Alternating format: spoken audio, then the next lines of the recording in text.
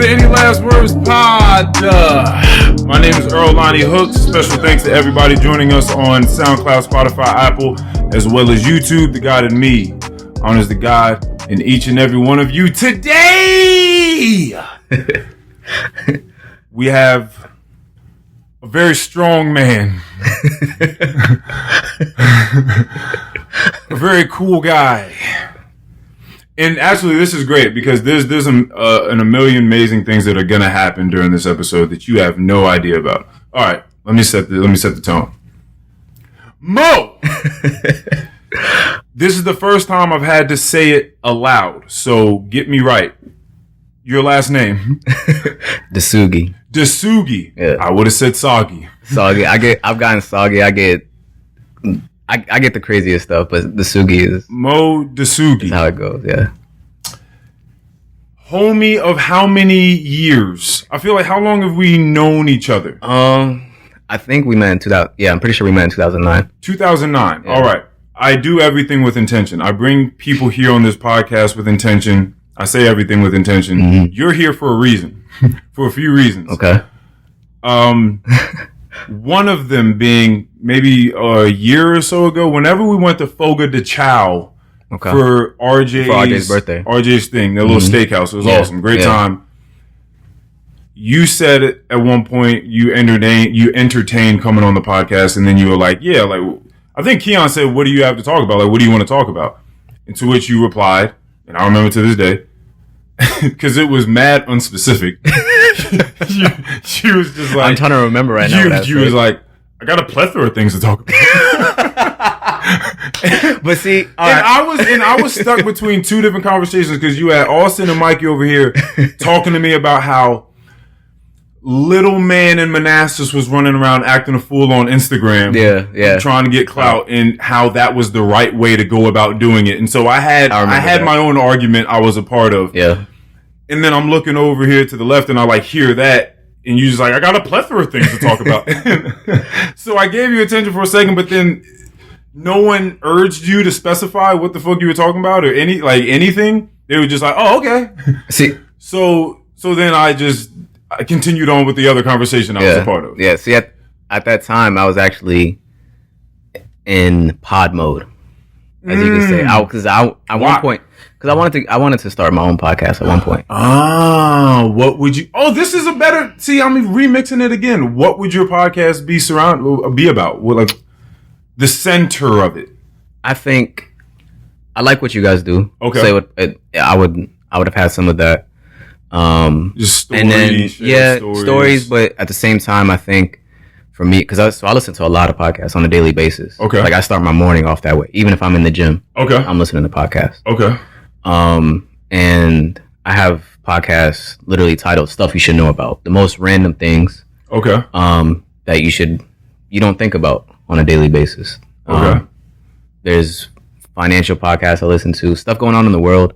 So I would probably just have like a little segment there of just random caveats that I would throw in. And okay. I would honestly try to stay away from sports just because I feel like that's kind of polluted. That market is very. Everyone does sports. Well, yeah, but a lot of people do a lot of things. The real point is that people suck. But this is the thing. Mm-hmm. Someone was asking me the other day, what makes a good podcaster? Because you put two microphones here, we got a mixer, laptop, some lights, whatever. Like you said, the IG lights. The IG lights. And then, but people just assume that it's talking. So if you have someone that's good at that, it just comes off as easy. That's how it should be. Right. Yeah, you're right. Like it should be. And now again, there are a million different types of podcasts, so there are a million different types of ways you can do it. Some podcasts require a lot more research than others, and it comes off as a little bit more journalistic than other things. Some people are just out trying to have a good time and shoot the shit. Yeah. Some people are trying to have a mixture of both. But if you're not funny, you're not funny. Yeah. So you can't go the comedic route if you're not funny or no one on there is funny. Then you have the one-person podcast where people just try to rant or do whatever. Yeah. You have the two, which is conversational, so people have to be engaged. Right. Then when you get to 3 and 4, they come with their own pros and cons. I don't know if podcasters really think about this sort of stuff, but I'm going to just drop some gems. Mm-hmm. If you have 3, 4, 5 people on a podcast, most people, especially funny because we were just talking about nigga time. Yeah. Amongst blacks, especially, let's go to 103.6 one day and just have all the boys in there. People talk over one another. Right. All the and time. you don't really realize what that sounds like to third parties. Yeah. It's not good. Yeah. But people aren't really listening. You're kind of listening to certain things. Yeah. You're cutting people off because you think you have a pretty decent idea of where they're taking the sentence. Right. So you just cut them off and start talking. But people are shouting over each other and stuff like that all the time. And I think that people think that if they do a podcast and they have a good time, now you're saying it should be easy. It should be fluid and fun and flowing. And I do agree with that to some extent. But you have to be able to have a conversation and think about, and maybe you do this a lot, if you're ever having a conversation with another person and there's a third person sitting there, but that third person doesn't really know the story or the context in which you're having a discussion with the first person, then you have to cater to this person while you still talk to this person. Right. You have to keep this third party engaged by letting them know the tidbits and the imperative parts of what it is you're talking about so they can take part of it. And so that's what a podcast is, because the listeners are the third party here. Exactly. We have to be engaged in our conversation, but at the same time, well, you don't have to do shit. I facilitate it. But we're going to be engaged in conversation, but I'm also thinking about keeping the third party in-house. Right. And understanding everything that's going on with context and setting up the basic building blocks for them to be able to understand what's going on and enjoy it, which is why I bring you on here. I introduce who you are. First thing I want to say about why I have you here,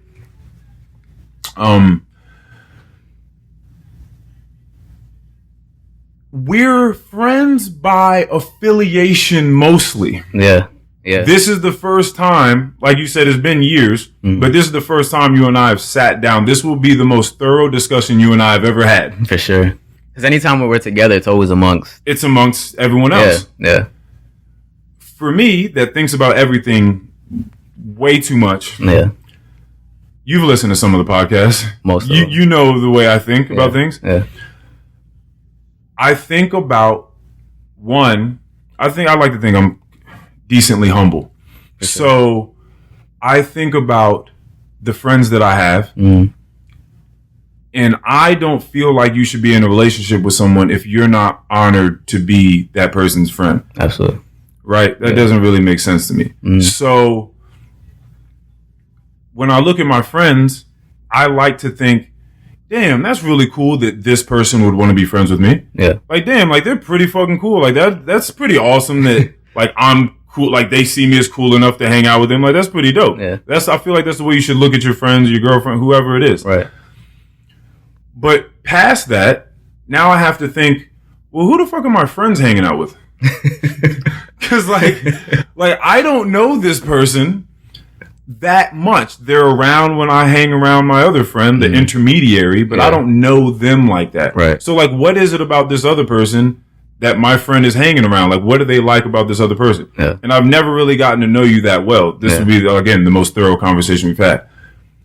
Someone said to me today, I'm excited to hear his voice, hear what he has to talk about, see how his mind works.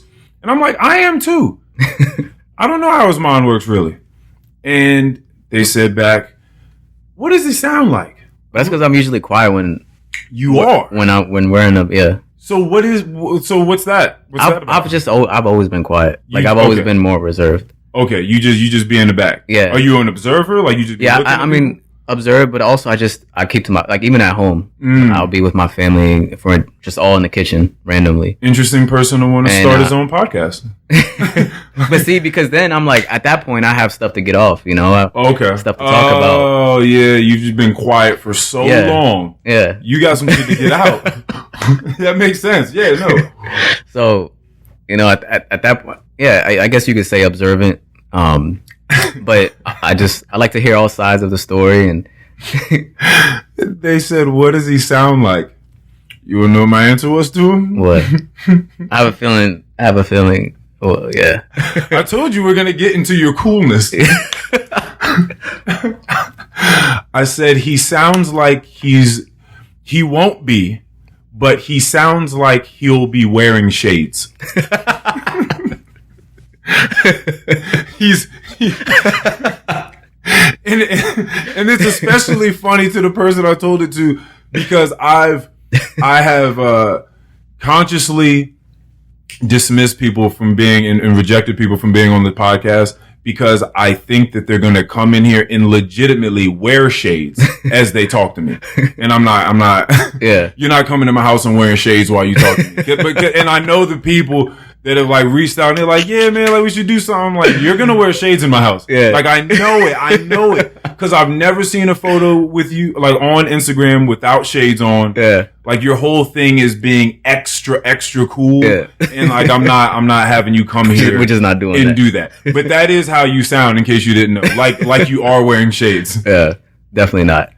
Yeah. Anyway, so I brought you here because I'm trying to get a better understanding of why the fuck my friends are hanging out with you. Yeah. Because I don't know who you are. Yeah, I feel like over the years, we've gone out together. We've Mo, what are you talking about? We've gone, come on. Remember, actually, was it 2 years ago? See, look. Remember, I actually came here. You came to this house. To this apartment unit. And I was outside, and RJ got in my car, and then you rode with, it might have been Duty. Okay. I think. Okay. But, we've gone out. Actually, I remember we went to DC. Oh, right? We went to DC, and then I left to go have sex with someone because I was upset at standing outside of a club waiting to see if like that was the all bar chick or whoever was gonna get us in. If someone was supposed to be getting us in, but it was too long for me, and I had someone that was close by, like 15 minutes away, that was texting me, and I'm like, I like them. Yeah. I'm gonna go see them now. Yeah. But what I'm saying is we've hung out before. It just hasn't been one-on-one. Yeah, but even but see, this is the demographic, or this is the dynamic, I should say. And this speaks more to the whole podcasting thing. Yeah. Is conversation. I think about not only the words being used, the tone, body language inside conversation, because I've just been too deep into it in the field and in books. But I also think about the roller coaster through a conversation, right? Like what turns are taken, laughs are had, does it get weird, does it get awkward? And then afterwards, I look back on conversation and think, what did that conversation mean for the relationship that I have with this person? Okay. Because every time you have anytime you have any interaction with someone, something's happening. Right. Either you're just sustaining the relationship as is, which can be pretty difficult to do. You're usually either hurting or helping the relationship. Sure. So I think about those types of things. And when we're hanging out, it's so not one-on-one that it's just... But I think that's the issue, is because whenever we hang out, it's always amongst at least 5-6 of us. Right. So there's never that one-on-one time. No. We're always just in debate amongst 5-6 other people yelling at each other. Like, you have listened to my podcast a lot. Right. You have heard me speak way more than I've heard you speak. You know way more about me than... It's so funny being in a position where people do listen to the podcast, and then when you're around them, you'll never know what they think of you. You'll never know, because I put my heart into, like, bro, everything is on this podcast, and people that listen to it and have been listening for a long time know so much about me. I'll never know how they're viewing me when they're around me. Right. This is going to be episode 79. These are usually anywhere from an hour and a half to like 2.5 hours. Like, they're long. There's so much content. There's so much talking and so much time. When Keon and I are done recording, an hour, 2 hours later, especially 24, 36 hours, 48 hours later, we forgot what we talked about. Right. Unless, like, aside from the big points. Yeah. Like, we forgot what was happening. So I definitely don't remember everything that I've said and all the stories I've told, but I know they've been wild. Yeah. Because that's all my life has been. So it's just wild to think about. But we're here now. We're here. Do you have anything in your plethora? Anything at all that you want to get out first? Because if not, I'm ready to go. I got a first question for you. Let's go. And it's sort of the remix of the question of, if you had an album, I asked you this off air. If you had an album, what would the album be like? Yeah. Which you said you'd be vulnerable. It'd be a first. Yeah. And we're going to get into, I'm so glad that I asked you that question and you answered that way. Because we're going to get into artists coming out, who they are at the beginning of their artistry, what sort of music or whatever they're putting out, and then who they become and why that happens. Okay. And if that's a good or a bad thing later on in the road, no matter how successful they are. We're going to get into that. Okay. All right. I've been asking everyone this, so I have to ask. I'm just going to ask you. I'm going to ask everyone. What is at the front of Mo's mind most days? What occupies the front of your mind? What are you most concerned with in this current cycle for yourself? How to make myself better and how I'm going to set myself up for the future. Okay. From the beginning of the day. That's my mindset. As soon as you wake up. As soon as I wake up. How am I going to get better? Yeah. How do you achieve that? Like, what sort of ways are we talking about? There's so much out there, man. There is. Like, I remember when I would drive into work, I would always listen to music. Okay. And then I'm like, okay, like, this is cool. Like, I'm getting, my day started. I'm getting in the mood, you're in a good mood, right? You walk into work, you're feeling good. But it's like, I feel like there's so much out there that I didn't know about. Some basic stuff. Yeah. And there's times where you want to have conversations with, especially where I was working with people that they know so much. Oh, and you started going in there feeling incompetent. I'm feeling like, yeah, I'm like, damn, I feel behind. Yeah, like they talking about what, just anything? Yeah, just anything. And to me, current events, just finance. Whatever. I've always been into politics, finance, and stuff like that. But more so, like, sometimes stuff can get a little bit technical and and the ins and outs of stuff. And I'm like, I would like to know about that. Right.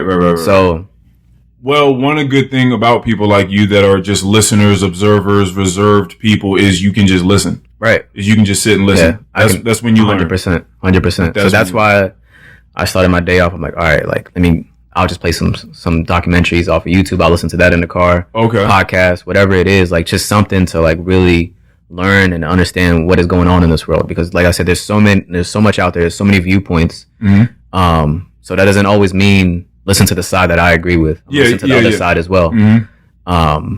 And kind of like when we were talking off air, we're all different, but at the same time, we have so much in common.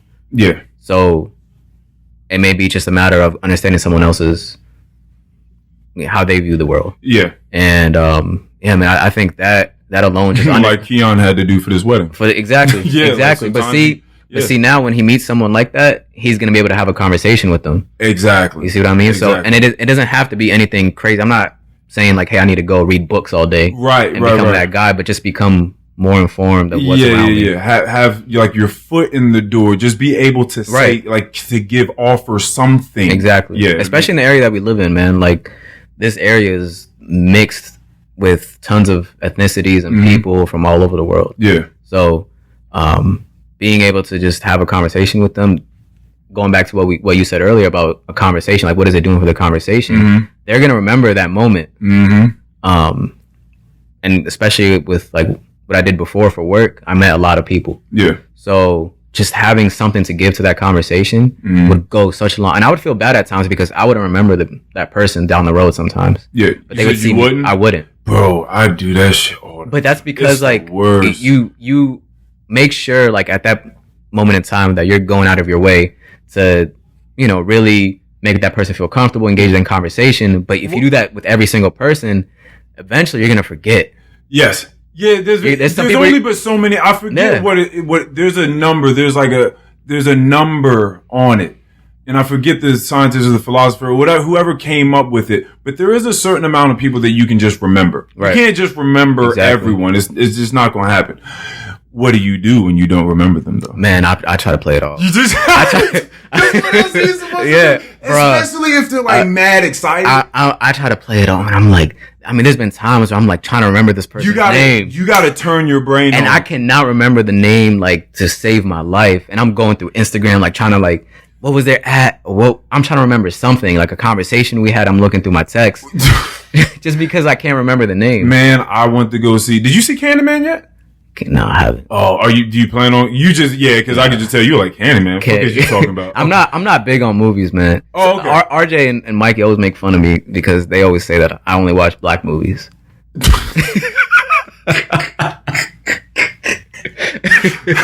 As RJ would say. Well, first of all, Candyman, especially in this 2021 age, that's a black movie. Oh, is it? Okay. Yes. It sounds like it's supposed to be a scary movie, though. Yeah, Candyman. See, I don't get. You're not with. Like that's not even that. Like I don't ever get. They're always corny. Oh, you don't get scared. Yeah. Well, and this definitely isn't like a jumper. Like it's not really supposed to scare you. It's more just eerie. Yeah, horror movies. Because there's so many different genres within the horror movies. Right. And I don't know which horror movies you've seen. I don't know what references I can make right now. But yeah, some of them. They're not meant to be jumper scary. Yeah. They're just meant to be like eerie and weird. Some of it's supposed to be more like suspense. Some of it's just gore. And Candyman was a lot of gore. Okay. Definitely a lot of blood going on. Maybe I think Keon's gonna watch it this weekend. So I'm not gonna say too much. I will say one thing, and maybe this will get you to get on a little bit more. This is the first. Make sure I get all this right. This is the first horror movie I have ever seen, Get Out and Us included, by the way. Okay. Directed by black people. I've seen Get Out. Right? Mm-hmm. In which black people are finally represented the way that we've always been looking at the screen. The way we've always been shouting at the movies, like, nigga, no one would ever do that. Right. Why are you going down there? Don't go down there. You're gonna, okay, well, now you're dead. Like, this is the first movie where all the black people in the movie behaved exactly how they should have. Get Out and they didn't do that. It was a those are great movies for black people. Yeah. Right? Like, they were great steps. But this is the first one where every single time, and this is the last thing I'm gonna say on it, a black person came into contact with anything weird or somebody trying to do some fuck shit, because pretty much the whole moral of Candyman is you say this guy's name 5 times in the mirror, he appears and kills. That's why I've been seeing that on Twitter. Yeah. I've been seeing You're supposed to be everyone around you. Around me is supposed to be the Twitter correspondent. Yes. Everyone is supposed to be that. So for you to be like, oh, that's why I've been seeing it. That's hilarious. I just assume that all of y'all are tapped in, like to everything. I didn't know it was the Candyman though. That's why. Okay. I just thought it was like a thing on Twitter, a trend on Twitter that was so in real life, ever since Candyman, because Candyman came out like back in the 90s or something like that. And so this was the first horror film where you got to choose whether you wanted to die or not, right? If it's Freddy Krueger, you go to sleep, he's killing you. Mm-hmm. Texas Chainsaw Massacre, you go to that house, he's killing you. Mm-hmm. Michael Myers, you pop up in his neighborhood, he's killing you. Yeah. Jason, you go to that little camp lake, he's killing you. Yeah. Chucky, if you buy the doll, he's killing you. Insidious, Conjuring, Saw, whatever it is, you're dying. Mm-hmm. This, you have to summon the person to come kill you. Okay. How many black people you think doing that? None. Watch the movie. This shit is hilarious. Okay. It's hilarious. You've actually sold me on the movie. Black people at every turn, they get close to something and be like, nope. And go the other way. But it works itself out. Is this in theaters or on HBO Max? It's in theaters. Okay. Right. It's in theaters. Yeah, I know not too many people are doing that because who the fuck is really in theaters, right? Yeah, I haven't been to the theaters since worked there. 2000. Whoa! Oh, you really don't? When did you work at the movie theaters, Mo? That was my senior year of high school. Okay, so you really don't watch movies? I don't. What does black movies mean? What are? So everybody that knows me knows I watch ATL all the time. ATL is my movie. I watch ATL, the classics. ATL, Coach Carter. Okay. The classics. Menace to Society. Okay. Like those type of movies. Do you think, because you just said the classics, do you think that most black people put ATL up there with Menace to Society? Actually, yeah. Give me your top 10 black movies. All right, just off the top, and they don't even have to be in order, like, because that's going to be crazy. You don't have to do that. Just start throwing some out, so I have a decent idea of what the fuck we're talking about here. Top 10, man. This is gonna be tough. Coach Carter. Yeah, just ATL is definitely up there for me.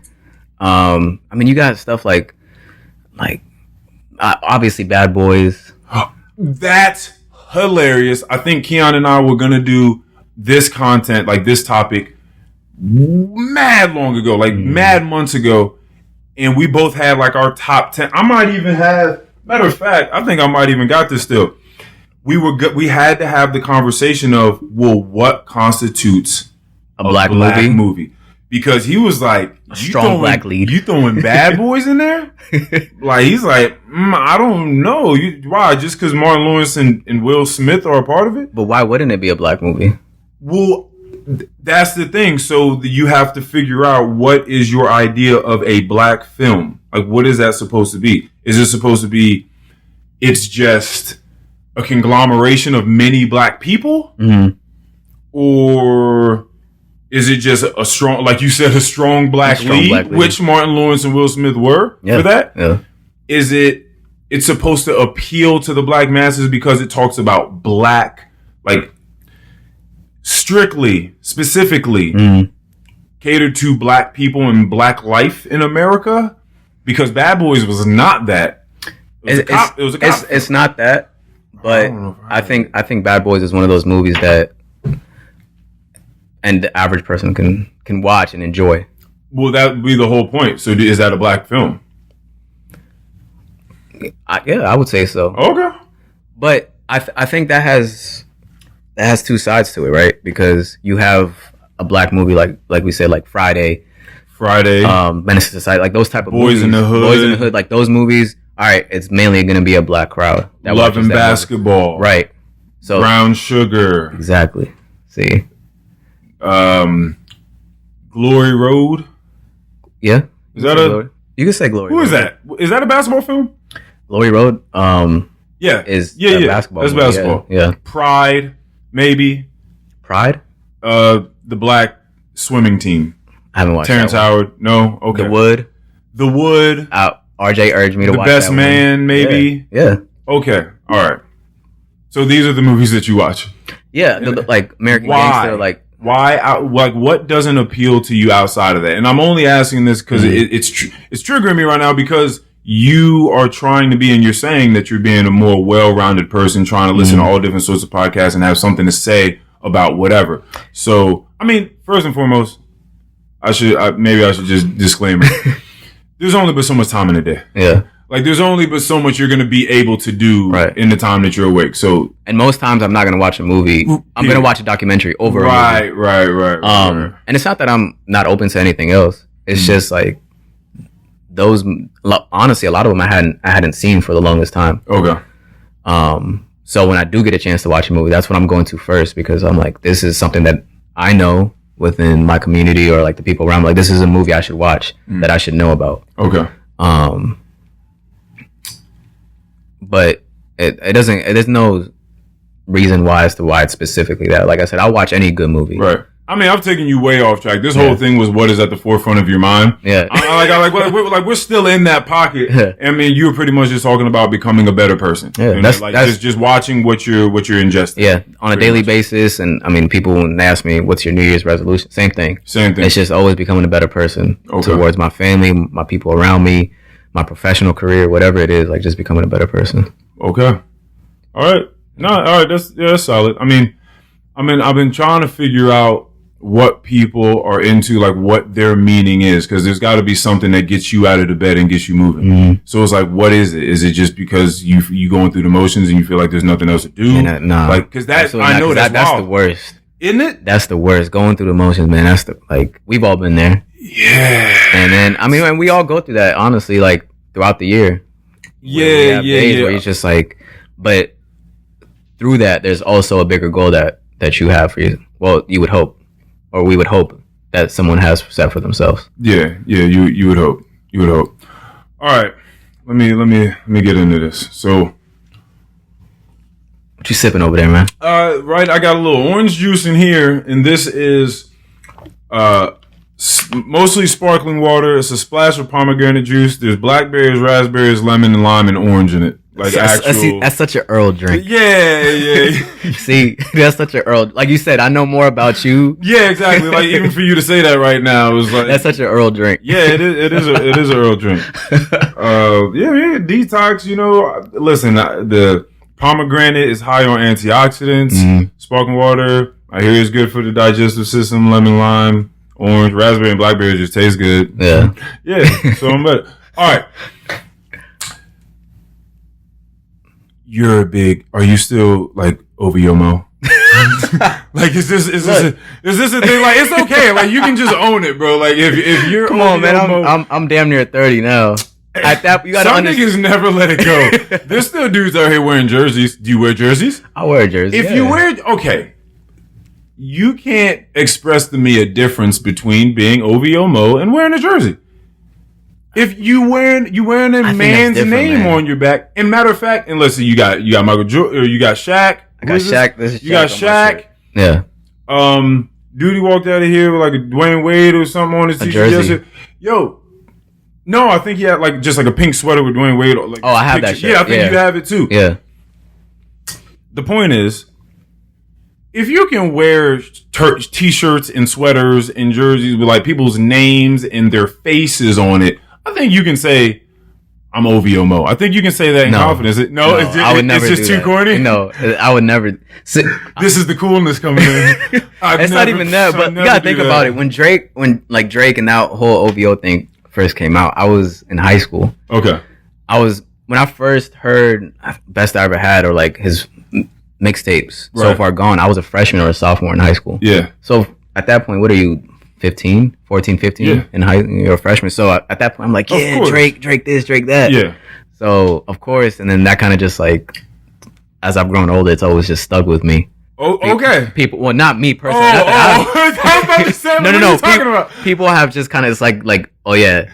Right. You're OVO. But it's just like, I would hope don't ever call me that. Don't ever call you that. I will not respond. I respond to a lot of names. That is not one I would respond to. I would be so sick. You don't want no chick to hear you referred to as OVO. Oh my gosh, that would be the corniest thing ever. If you took a nice young lady to a Drake concert, how much Drake are you gonna rap? Like how saucy are you gonna? Because you know all the words. So what are you gonna give up? Like how are you gonna do it in front of the person you with? Or are you gonna act a little bit cool and just like throw a few bars out every now and again? Like, because how excited are you allowed to be? Well, a story about a Drake concert. It was myself, Julian, Mikey, and Austin. Shout out to Julian, Mikey, and Austin. Shout out Jules, Mike, and Austin. We had went to a concert once, and I'm gonna get Austin on here too. He's gonna be hot. Oh my gosh, that's gonna be. I might have to have you come back while we do it because I'm about to get a third one of these, and we just gonna have. Let's get it. Yeah, let's get it. But I wish I could explain it because Mikey he has a third person point of view. Okay. In this case, but it was Julian and myself. We had floor seats. Okay. At the Drake concert. Which. Don't ever get floor seats. They're terrible idea. Yeah, because you can't see anything, honestly. That makes sense. Yeah. That makes sense. It's sort of like going to the movies and sitting in the first, second, you would think. Like you're a psychopath. Yeah, like you would think. You can't. It doesn't make sense. Yeah, no. But again, this is back in the day. But I remember at one point, like, I forget the song. And then I didn't think anyone, well, out of all people, Mikey and Austin, they were sitting up top. Yeah. They knew somebody, I think, and got some other seats. But Mikey, after the concert, he's like, man, I saw you at one point turn around and face the audience. Wait, I heard Mikey say this before. He's like, I saw you. It just like, you had your hands up like guiding the crowd. Like you was... like I was... You was before... like I was his hype man or something. That's hilarious, bro. That's funny as hell. Like you so in love with the music. Like you so hype. You like, nah, y'all ain't hype enough. You hear this? Like, nah, come on, yeah. Running through the six with my walls, yeah. I wish I could have seen myself doing that. Oh man, I wish he would have got that on video. That would have been the best video. It's just so funny. Out of 20,000 people, whatever it was, Mikey sees me doing that. That's fucking hilarious, bro. That's funny. Okay. All right. We gotta get into something. Big week for music. Yeah. Huge week for music. I gotta set this up right because I don't want to come off like a hater. Kanye has come out this week. Drake has come out this week. I'm not even about to do the battle because I think that's the dumbest shit in the world. If you listen to Kanye West's album, you have a firm understanding that he's on a whole different wave than whatever Drake is doing. Right. They're two different men. They're two different stages of their life going through just completely different things, right? Valid. And even musically, if you were trying to do it, forget the numbers and like who's gonna sell more, which who even is into that? What average consumer? Actually, that's big on Twitter. No, I know it's big on Twitter, but what I'm saying is, what is it? Like that's not something you can really consume. That's not something you can do with. When you listen to the music, you're either gonna feel it or you're not. That's something you can engage with.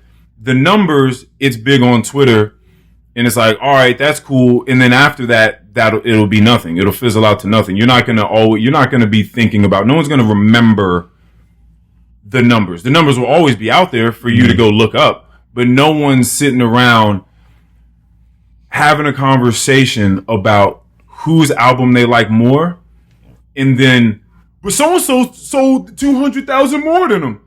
Nigga, I'm asking you what you think about the music. You bringing in what numbers came back isn't telling me anything about your engagement with the musical piece that the artist put out. Okay. That's fine. Like, okay, that's fine. Yeah. One, by the way, is a bigger, more popping artist than the other. Yeah, but I think the number thing plays a factor. Plays a factor in what?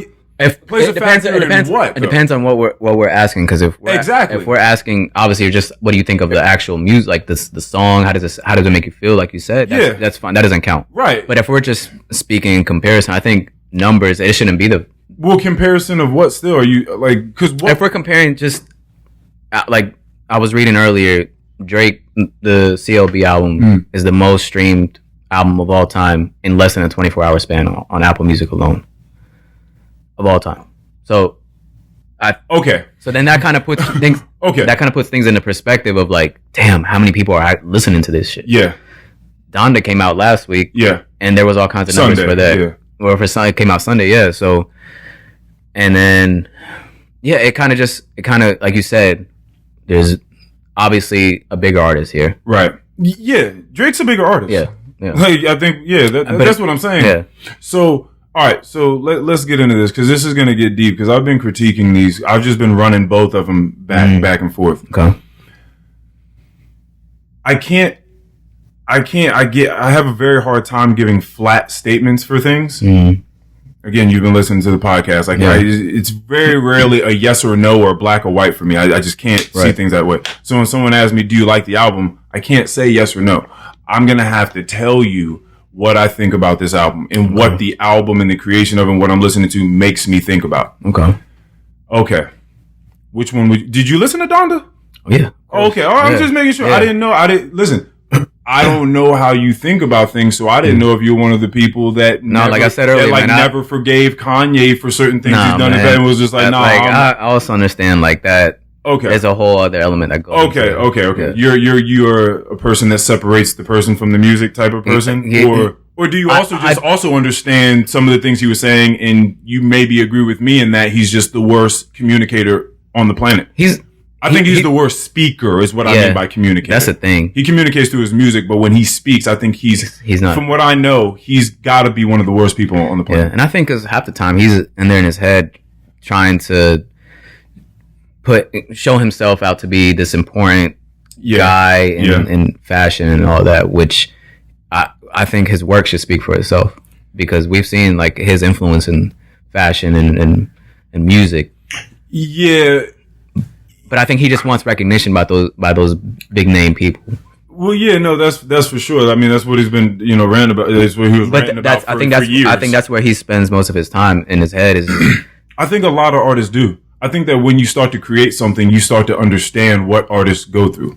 Yeah, and that's a lot of what we're going to talk about. I think that you realize. I just heard Drake talk about it in what was it? The Remorse or was it the first one? What's the first one? Champagne Poetry. It wasn't one of those when he said, I think it was the Remorse, but people doubting him and sometimes him falling under that pressure. Yeah. Him being convinced by that and thinking, oh, well, maybe I'm not. Right. And for Drake to feel that way or for a Kanye to feel that way at any point in time, for a lot of us, we're thinking, whoa, that's crazy. Right. Like, how could you ever, what are you talking about? Look at the numbers, look at what you did, look at the impact, look at your music, look at the people you work with, look at the people surround. What are you talking about? Right.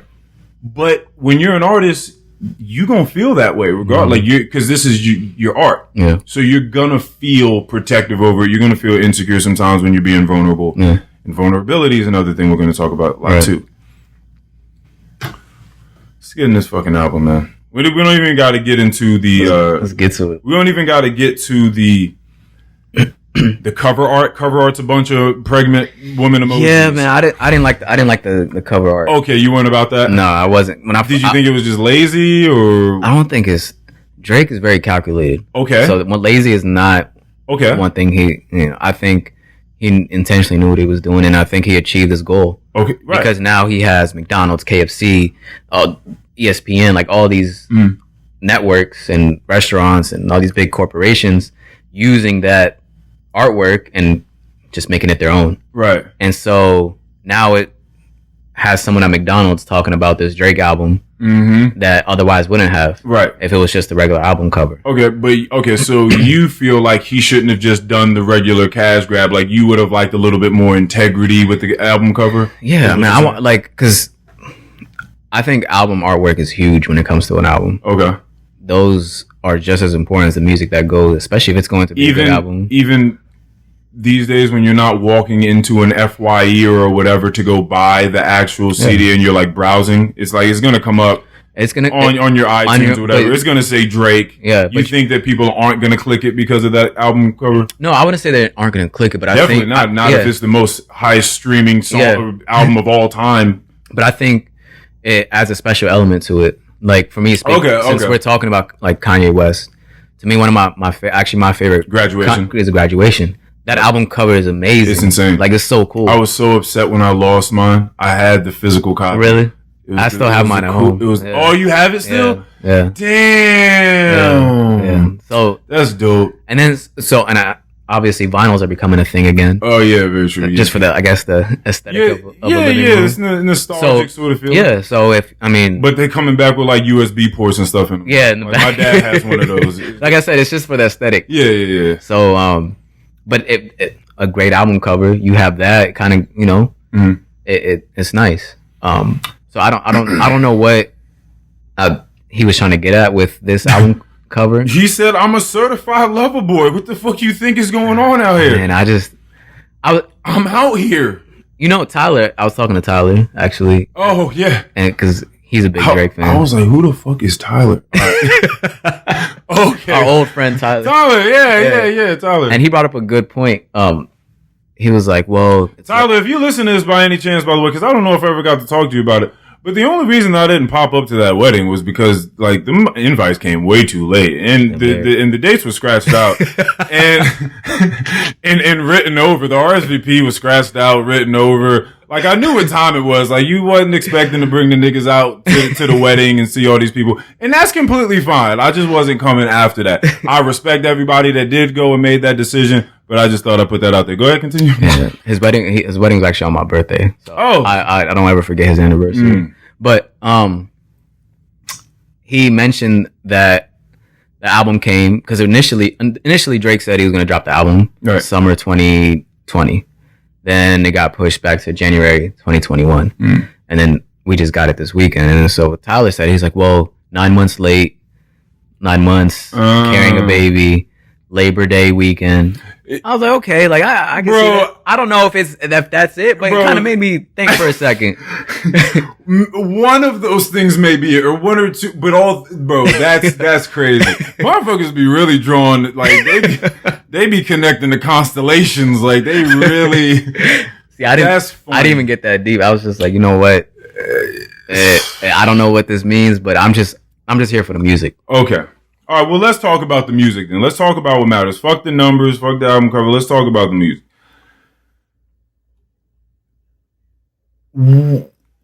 I don't know what you go to Drake for, but I've realized that we're all such different people. Again, now there's certain things that connect us. Yeah.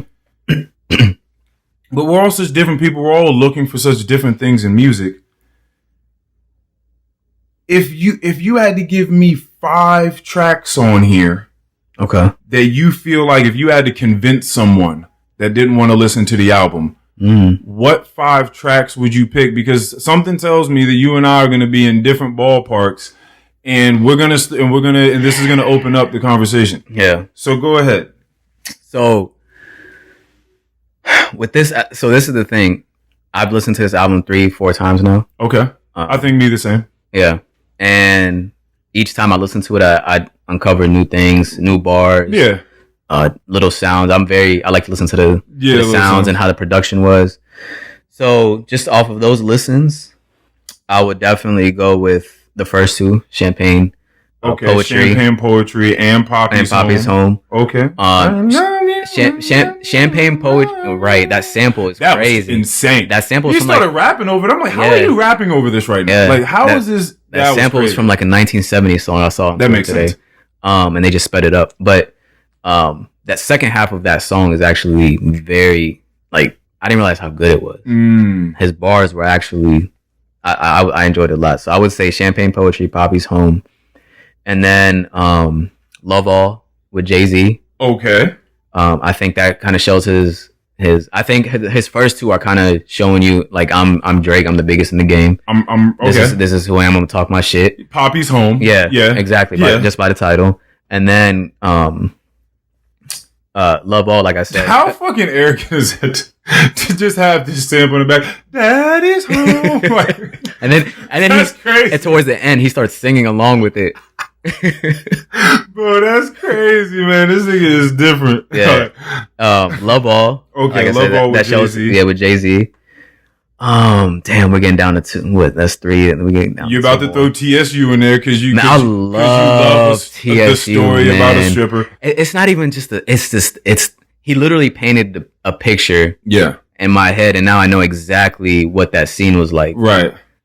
For someone that had never been to a strip club before, I'm sure just off of this song, you could be like, damn, like I know exactly what he's talking. And the transition, into Deep was good, but okay.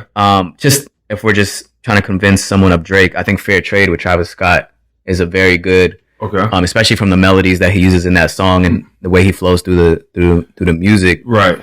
I think Drake does a good job of, he's not black and white when he's black. No pun intended. Right. He's not black and white when it comes to his music. He blurs the lines a lot.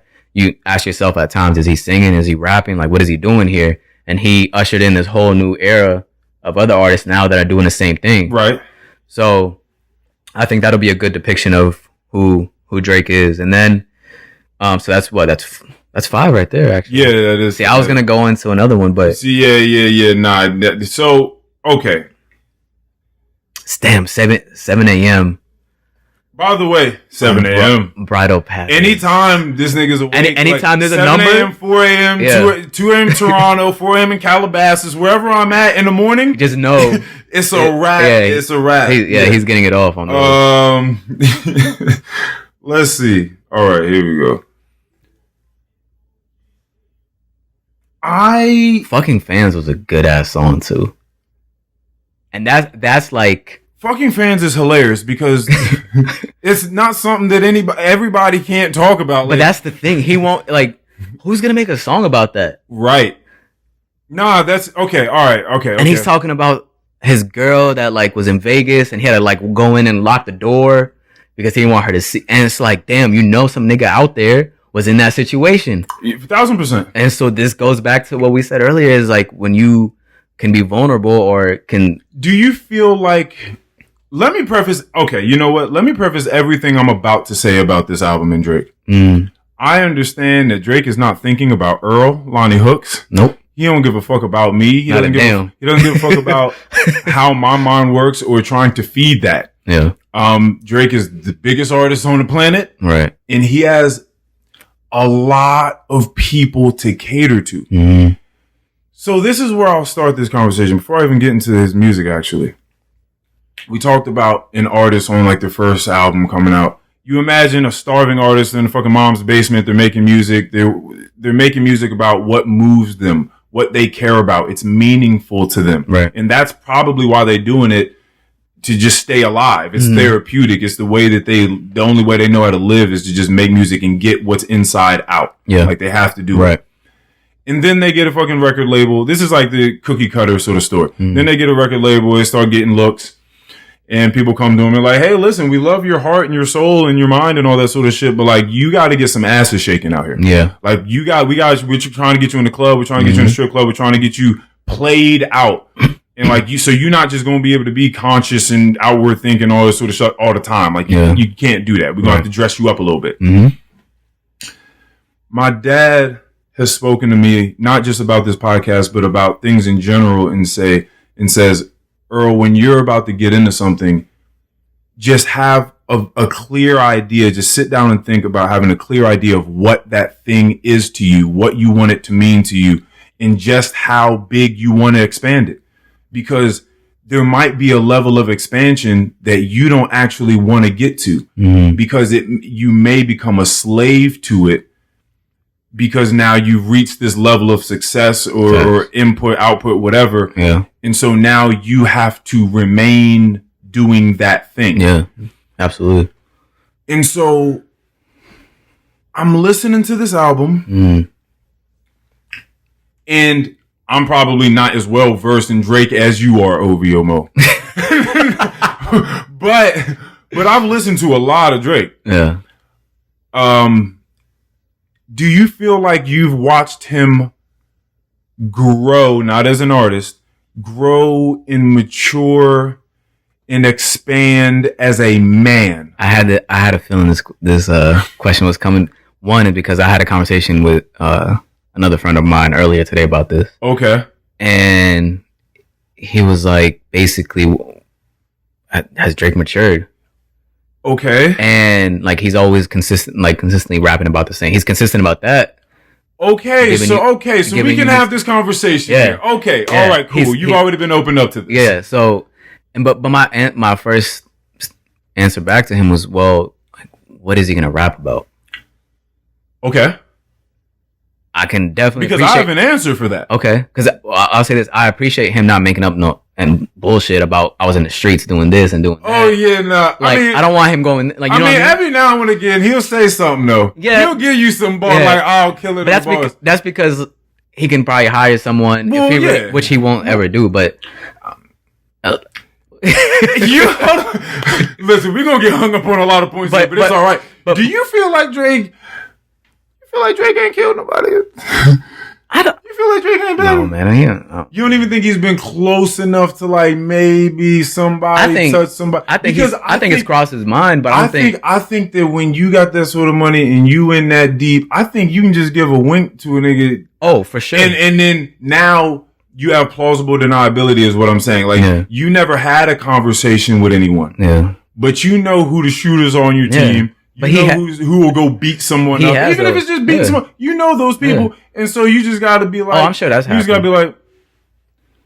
Just shrug your shoulders at your friend or something like that. And he's like, bet. And just leave the house. Yeah. You know, so I feel like something like that has happened. I don't think that Drake is really out here. No, I don't. Like putting 500 on someone's head. Like, yo, go get him.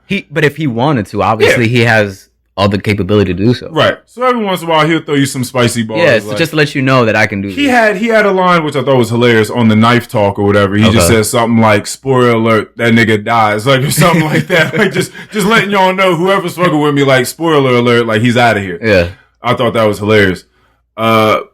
So he can't get into that bag, but you're right. But he's not really out here trying to talk that talk like that. Yeah. Okay, so you're right. You appreciate that. I appreciate that too. So I'm curious to know what you would want him. What do you think his next step would be? So I'm at the gym. Some of my where you do your best thinking? Mine, shower, shitting, working out, shower, and meditating. I know you've talked about meditating a lot on this podcast. 1,000%, yeah, and that's one thing I wish I could fuck up about. Yeah, I want to get to a point where I can do it properly. Okay. I feel like anytime I'm not even actually, I've never sat down and like, all right, I'm about to meditate, but just times where I'm like, all right, let me just like not think about anything. Okay. I can't do it. Yeah. Immediately I start thinking about something else. Everything. Yeah, we'll talk more about that. But I do my best thinking, I would say, in the shower, early mornings, on drives. Right, when you're thinking about like, how to become the best you. Literally, that's when, and it's crazy because once lunchtime hits, like, I'm like, all right, I think I've done my thinking. Like, I'm thought out. At this point, I'm thought out, nigga. This is crazy. Motherfuckers be thinking all day? Nah, bro. I give you half the day. We ain't doing this all day. We'll try this again tomorrow. That's funny. Well, listen, half the day is better than nothing because that's what a lot of people are running off of. Okay. Which is funny because you're asking me this question. What would you like them to rap about? You just said that they're like these transcendental items that touch all of us. And that's kind of what I'm about to get to. I'm listening to it. I'm on a Stairmaster. I'm doing rows. I'm listening to the album. And then I'm like, I don't know. Again, we can get more in the Kanye's album a little bit later, but the most replay value, this is the only, well, I'll tell you what. Most of the reason why this is going to get any replay value for me is because I go to the gym. Okay. When I'm in the car, you're right. I'm not really doing the music thing either. There's a few things I'm doing in the car. I'm listening to a podcast. It could be a Duolingo Spanish podcast. It could be Joe Rogan, Joe Budden. It could be just a bunch of people nobody know about because they just like scientists and stuff like that. It could be a lot of different things. It could be a TED Talk daily. Yeah. I could be listening to... I've been listening to a lot of classical music. Okay. Like this sort of music, it's called like pensive music, like just thoughtful music. It's just a lot of strings, piano. It seems like if you were watching a movie, like a drama, and halfway through the movie there was just a very pivotal point in the main character's story, and they're just like driving down a road and they're thinking really hard about what decision to make. That music. Okay. I've been listening to a lot of that music. Okay. Or nothing. And I'm just listening to the road. That's actually listening to very therapeutic. Wind. I love that. Yeah, birds chirping, whatever's going on. Yeah. So the only reason I've listened to these the way that I have is because I wanted to look. They just came out, biggest artists. I wanted to come listen to them and then be able to talk about it on the pod. I'm not going to be listening to this in the car. The way my life is set up, there's nothing else. There's no other situation for me to be playing this music unless I'm at the gym and there are a couple songs I can play from this in the gym. We'll get into Kanye's album. As musically genius as I think it is, if I'm cleaning the house on a Saturday, I'll probably put that on. Maybe. There's no other time I'm going to be like continuously playing. I'm not playing it at the gym. I'm not going to be playing that album a whole lot. Unless I'm doing something passive, like I said, cleaning the house. I'm listening to this album and I'm realizing what I'm not getting. Now, I've been an old nigga. You've been hearing me talk about stuff. I'm an old, washed up nigga. So I understand that this is not going to be the sentiment for people. Again, Drake is not thinking about me. He has worked himself to a place where I think my dad has been cautioning me about. Right? He's been telling me about, he's been admonishing me about, which is you get so big, you have 1 million people to cater to. You got to have the strip club joints. You got to have regular club joints. You got to have the girl joints. You got to have the street joints where you talking spicy. You got to have the rapper joints. You got to have the awesome R&B joints with Ty Dolla $ign. Like you gotta have a song about how you get along with your ex-girl's friends better now. Right. Like you gotta have that song on there. Which is a hilarious. He has hilarious topics sometimes. He does. Like, bro, I get along with your friends better now. Like I know it's fucked up, but I just do. He's petty. He is. So he's worked himself to this place, and I'm thinking, I think I would not want to be him, and for a million reasons. Okay. One, I love me way more. Yeah. Two, like I figured myself out. Like I can do this. I can handle this type of crazy. I don't know what Drake's really going through. I do know that on the beginning on Champagne Poetry, he does say that my heart is vacant and lonely, but I'm trying to make the most of this. Yeah. When you hear someone like Drake say, I'm just trying to make the most of this. My heart is cold and lonely and vacant. I believe him when he says that. Yeah. I believe what he's saying. So the question you have to ask yourself is, well, what's going on? Okay. I started running back the J. Cole album. Good album. I love that album. That album is crazy. And just the way it starts too. And I'm listening to the J. Cole album and I'm like, yo, I don't know if I'd want to be number one. Because then now that means that I can't get busy really the way that that makes my heart and my soul feel good. J. Cole can come on here and give you a story about a friend of his they used to know. He was wrapped up in the drug game. J. Cole was on a come up. That dude died. He can give you inspirational songs like Hillside, whatever it's called. Yeah. He can give you Let Go My Hand and talk about his relationship with his son and him getting in a fight with Diddy at a point in time and him questioning whether putting substance into music is even worth it because people don't even care. He can give you Pride is the Devil with Lil Baby and they just talk about pride and how it rips families apart and rips people's minds apart. He can give you Amari and give you sort of like a Future type of flow on something, but it's conscious at the same time. Like, he can do all these things. Watching Junior catch it off the backboard. Like, that's crazy. Like, so he can do all of these things but it feels like substantial. It feels substantive. It feels like it's full bodied. Like, you're giving me you. I also had to relax and tell myself that art for artists isn't always just expressing the most of your truth. Like, that's not what the music business is about. That's what I should say. Okay. That's not what the music business is. So Drake is a businessman. He's making those types of moves. Yeah.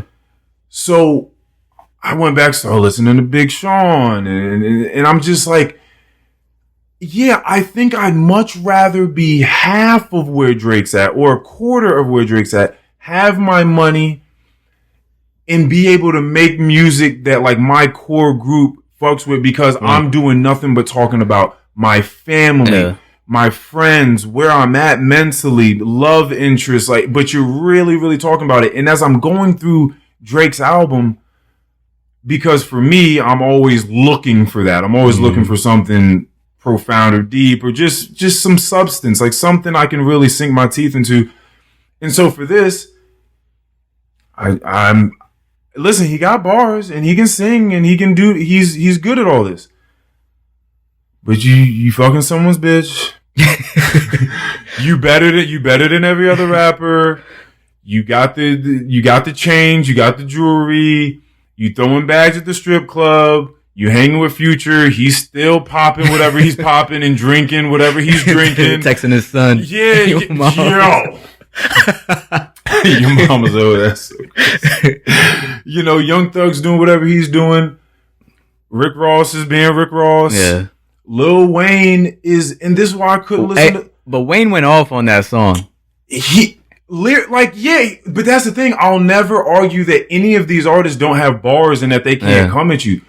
But I'm like, Lil Wayne, how old? Like, my nigga. That's the thing. We've been listening to you. I couldn't listen to Carter 5 because of that. See, okay, so let me ask you this. So if Drake had dropped this 5-6 years ago, would you be saying the same thing? If he had dropped this... He's 34, so if he dropped this at 28, 29... Well, you know this exact same album. Well, I'm not even necessarily not saying it because, again, one, I preface all this with he's got to do it. Yeah, he's worked himself into this hole. Yeah, he's not going to be a Kanye in the sense of taking the largest risk of I'm putting out a gospel album. Yeah, like that's what I want. Because Kanye's music now isn't what it sounded like. It's never is. But every album Kanye has sounded something. It sounded different because something I've said about him and John Mayer, and this is why I was upset with John Mayer on his last album. You ain't hear it, but how you know I ain't hear? You ain't listen to Sob Rock. That's the name of the album. Okay. Did you hear it? But no, I didn't. I'm not saying that you haven't heard big John Mayer songs, because John Mayer songs that are huge. No, I mean you've heard in JCPenney's or Macy's, like, or somewhere, like, it was playing. It was the you haven't heard it. Yeah. It's playing though.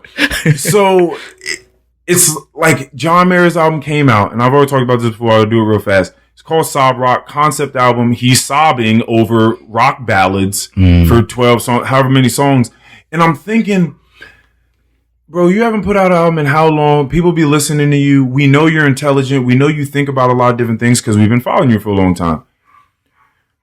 Why are you crying on the album for 12 songs? Like, is this really what has inspired you? Is this really all you have to say at the moment? Because I have to come back and do a podcast every week. Right? And I'm giving bars out for 2 hours at a time. Yeah. And it's a proper representation of where I am in my life. Right. Same as Kanye. That's why they all sound different. They're a proper representation of where he is in his life. He's being truthful about that. Okay. John Mayer did the same thing. Yeah. This thing, I mean, it could be, but it sounds weird that you only have like one real sort of topic to talk about. So when Certified Lover Boy came out, I was like, okay, well, Certified Lover Boy, I should probably just get on board for him talking about chicks. That's what I thought it was. Right? Yeah. He could be just living this life, and this is what is at the forefront of Drake's mind. But that's what there was a song. I'm trying to. I don't remember. It might be the last song, Without Remorse. He gave us some in that too. It's The Remorse, I think it was. But in any case, he had said something like I'm past my 20s, but I'm still living this life. Yeah, he did say that. Yeah, that did click when he said that to me. But to me, he's not lying. I mean, he's still out here like just bro. I get exhausted listening to these niggas. I'm like, bro, but then I have to think about, for me, I listen to a lot of different music, so I think about, of the band, the classic rock band Aerosmith. Yeah. Steven Tyler, Joe Perry, they were labeled the Toxic Twins. These motherfuckers was doing like they was real rock stars, living that real rock star life. And they old now, but they was living that life for like 20, 30, I don't know how many years. Before decades. But that's all they know. Right. At that moment in time, that's all they know. So I had to get out of my own mind, because I'm doing all this growing and trying to learn things and all this. And I'm looking at Drake. I'm like, okay, so you are really living this life. Yeah. I couldn't imagine flying from here to there, drinking, doing partying all the time. Like, that shit is exhausting. I was thinking about that today because there's no way you put an album out like this if you're not doing that. I saw a video of him today, and he was in Houston. Right. Like, he was playing basketball in Houston today. Okay. And I was like, damn, like, I just saw his story on Instagram last night, like late last night. And he was like, because he had played like a Kanye, he leaked like this Kanye song. I don't know if you saw that. That's hilarious. No, I didn't. It was a Kanye song that was dissing Drake. Oh, okay. And Drake somehow obtained it. I don't know, someone gave it to him probably. And wow. He played it, and then he played like his diss back, I guess. Oh, that happened today? That happened, yeah. Oh, nah, we're going to have to play these after this. I need to hear these.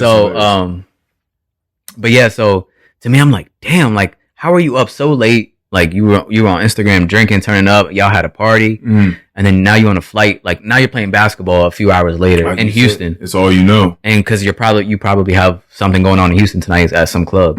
So it's like, damn, man, like, but at that point, like, that's just, you're just, that's all they know. They don't know anything else. Yeah, no, it's kind of like what we know as, like, we're programmed, like, all right, I'm gonna get up in the morning. You have a routine. Yeah. This is our routine. That's theirs. Yeah.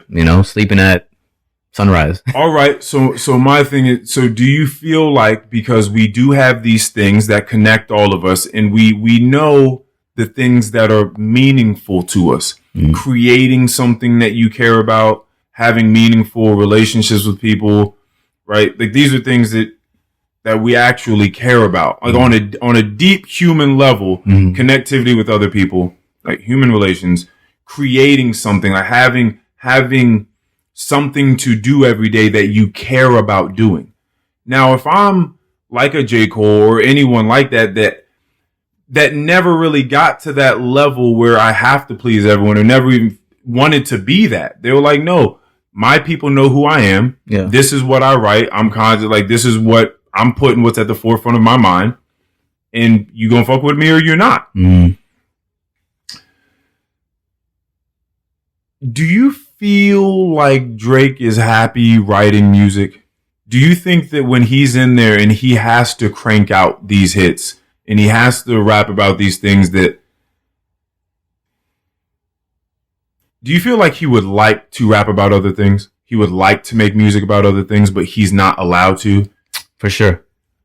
Okay. Because he's hinted at wanting to make like such a off the wall, like completely different from what he's doing now. He's mentioned that in past interviews before.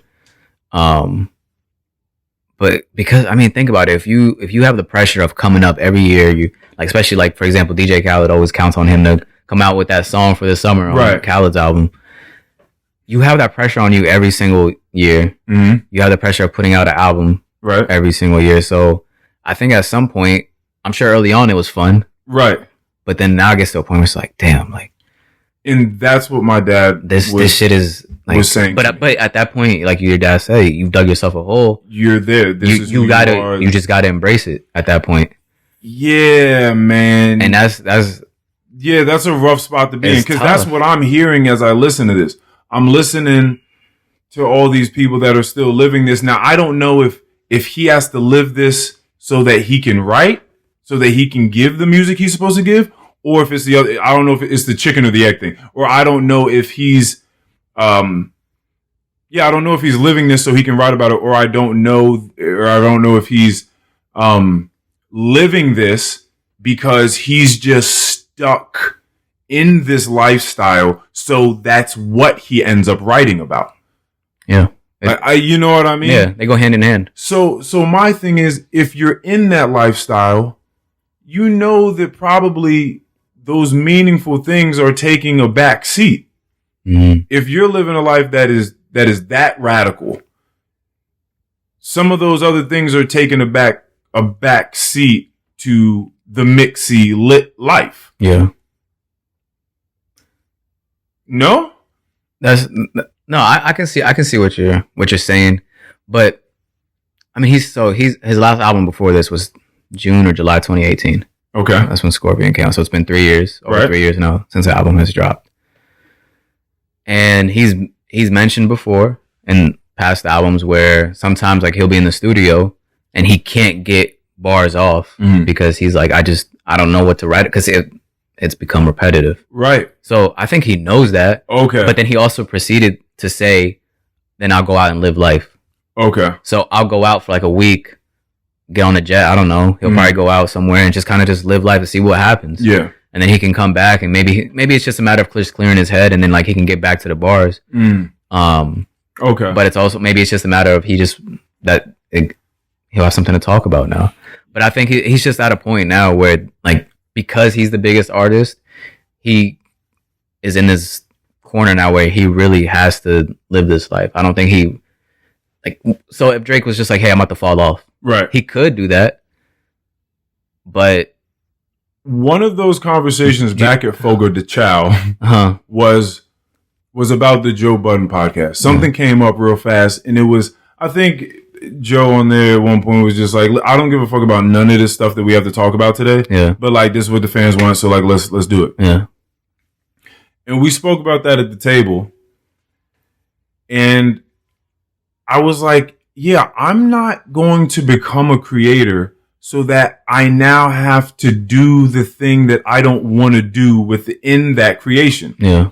I don't want to turn that into a job. If you can be a creator and actually make something happen of it, like, that's amazing. Yeah. That's an amazing thing. So I wouldn't want to take something beautiful like that, and then taint it with, well, now I just have to talk about these things. I'm a content creator, but I got to talk about a bunch of shit I don't give a fuck about. But I think that's why those guys like J. Cole, Kendrick, these guys, they give you the music, they'll go on tour, and you're not going to hear from them again. Because they're home with their families. Yeah. Just hanging out. Because to them, they can stay true to their art. that way. Right. Yeah. With Drake, it becomes like, okay, I have to put out music, I have to do this, I have to be a celebrity at the same time, I have to make appearances here. And those guys aren't doing that, man. They're just, like you said, they're with their families. And so that's sort of, what I've thought about, because Austin, he actually, what's funny is he actually came over here like the day after, the next day. He was still thinking about what I said. Yeah. And he was just like, hey man, like, what was you saying about that the other day? Like, what do you mean? Like, you feel like it's really selling out? Like, if you just try to get at people what they want? I'm like, well, I understand it's a balance. Yeah. Like, right? Like, you can't just be talking and nobody give a fuck about what you're talking about. Like, you want to be relatable.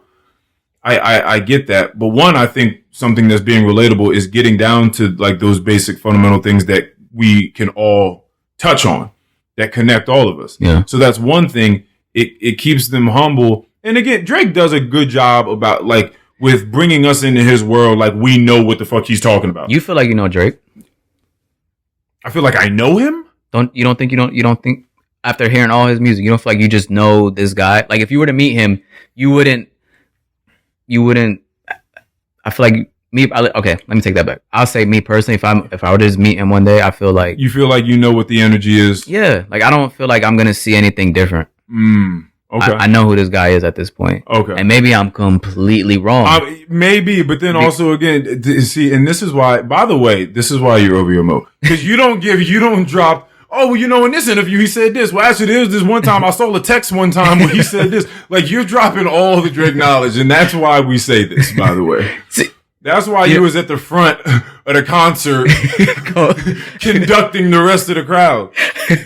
But no, I completely, I see what you're saying. But at the same rate, he's also had this long run now, look, where he's consistently, and it's only getting bigger every year. Right. Since 2009, where he really kind of came onto the scene. It's only gotten bigger. And so, like, how big do you need to get? Maybe that's the question. I think at this point, they are. Like, what are you trying to do? They are slaves to this. They just. Because Kanye, we can get into, I never even gave you my track. So listen, real quick, Fair Trade. That shit is That shit is hard. Listen, but this is kind of what I'm talking about. Let's see. Uno, dos, tres, and I show you my face, imitation. And they threw dirt, in the dirt that they threw on my name, turned the soil in. I grew up out it. Time for y'all to figure out what y'all gonna do about it. Let's see, what is it? No, because then he starts talking, that's what I'm really talking about. Look, don't invite me over if you throw another pity party. Looking back, it's hard to tell where I started. I don't know who loved me, but I know that it ain't everybody. I can't love her. She a busybody. I get that. Baby, you can't, if you want me, you can't be turning up with everybody. Can't be just fucking on just anybody. What song is this? This is Fair Trade. Fair Trade, okay. I got feelings for you. That's the thing about it. You know that it's something when I sing about it. Mama used to be on disability, but gave me this ability. And now she walking with her head high and her back straight. I don't think you feeling me. I'm out here. Being everything they said I wouldn't be and couldn't be. I don't know what happened to them guys that said they would be. I said, see you at the top, and they misunderstood me. I hold no resentment in my heart. That's maturity. And we don't keep us on it. When we don't keep it on us anymore, it's with security. So there are like these glimmers that he gives me. I'm like, damn, if I could just have a little bit more of Drake talking to me about how his mom had disabilities and he grew up out the dirt. He found his way. I mean, he's accomplished so much. Yeah. And he was able to come back to his mom and help her out, regardless of what any people said about what he was capable of or what he could pull off. I like those bars. I like that. Tell me about how you helped your mom. That's what I like. Tell me about. Okay. I want a track about how do you feel about being a dad, Drake? No, not a bar. I want a song about how do you feel. Not a March 14th. I want a song about how do you feel about going into fatherhood and what it's like. What are you scared about? What are you happy? What are you excited about? Tell us Tell us. I know that you built good rapport, co-parent of the year. I get that. Cool. How'd that happen? How did you do that? I think, and this goes back to the celebrity thing, because early on he was definitely doing that. Thank me later. Okay. Thank me later for sure. Okay. Take care for sure. I mean, he had a what was the song called? Look What You've Done on Take Care. Okay. That song was, I mean, you could feel it. Mm-hmm. And then Nothing Was the Same as well. Okay. When songs like Too Much. Okay. Yeah. For sure. And I think after that, that's where his superstar kind of took another level, because after that, he had dropped, if you're reading this is too late, that's when that was a big step for him. And then Views after that. Oh yeah. And that kind of just took off, because that was like a lot of Afro beats, pops, a lot of radio stuff. So like now you ushered in this whole, you got the megaphone out, you called in all these people now, different demographic, yeah. And so now you got to cater to them because they're not going to want to sit there and listen to Look What You've Done. You might have a small percentage of people that want to listen to that, right? But overall, when you speak to the average fan that says, "Hey, I'm a Drake fan," they can't relate to. They don't know those songs, right? Because they don't know Drake of 2013, 2009, and further back. So I think once he stepped into that role, like you said, now he just has to embrace it. Like he can't. I say he can't. I think he can. Right. I think it's just to him, it's an ego thing as well. Right. Like I'm at the top. I'm gonna continue showing you guys I'm at the top. Right. I'm gonna get all these plaques. I'm gonna do all these numbers. Yeah. And I'm gonna show you I'm that nigga. Kanye, probably. I think Kanye thinks he's also that nigga. Yeah. I think a lot of people think that about Kanye. Yeah. Kanye put out Donda, gospel album. They said. I didn't really care too much for the bars on it.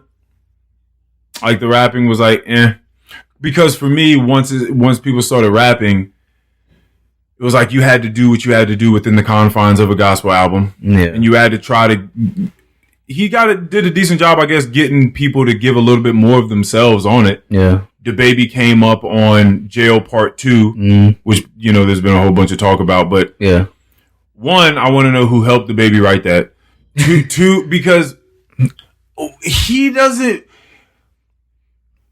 I guess sometimes it does matter it just matters who you're around. Because if you're in a studio with whomever the fuck, you're not going to do what you would do in a studio with Kanye. Right.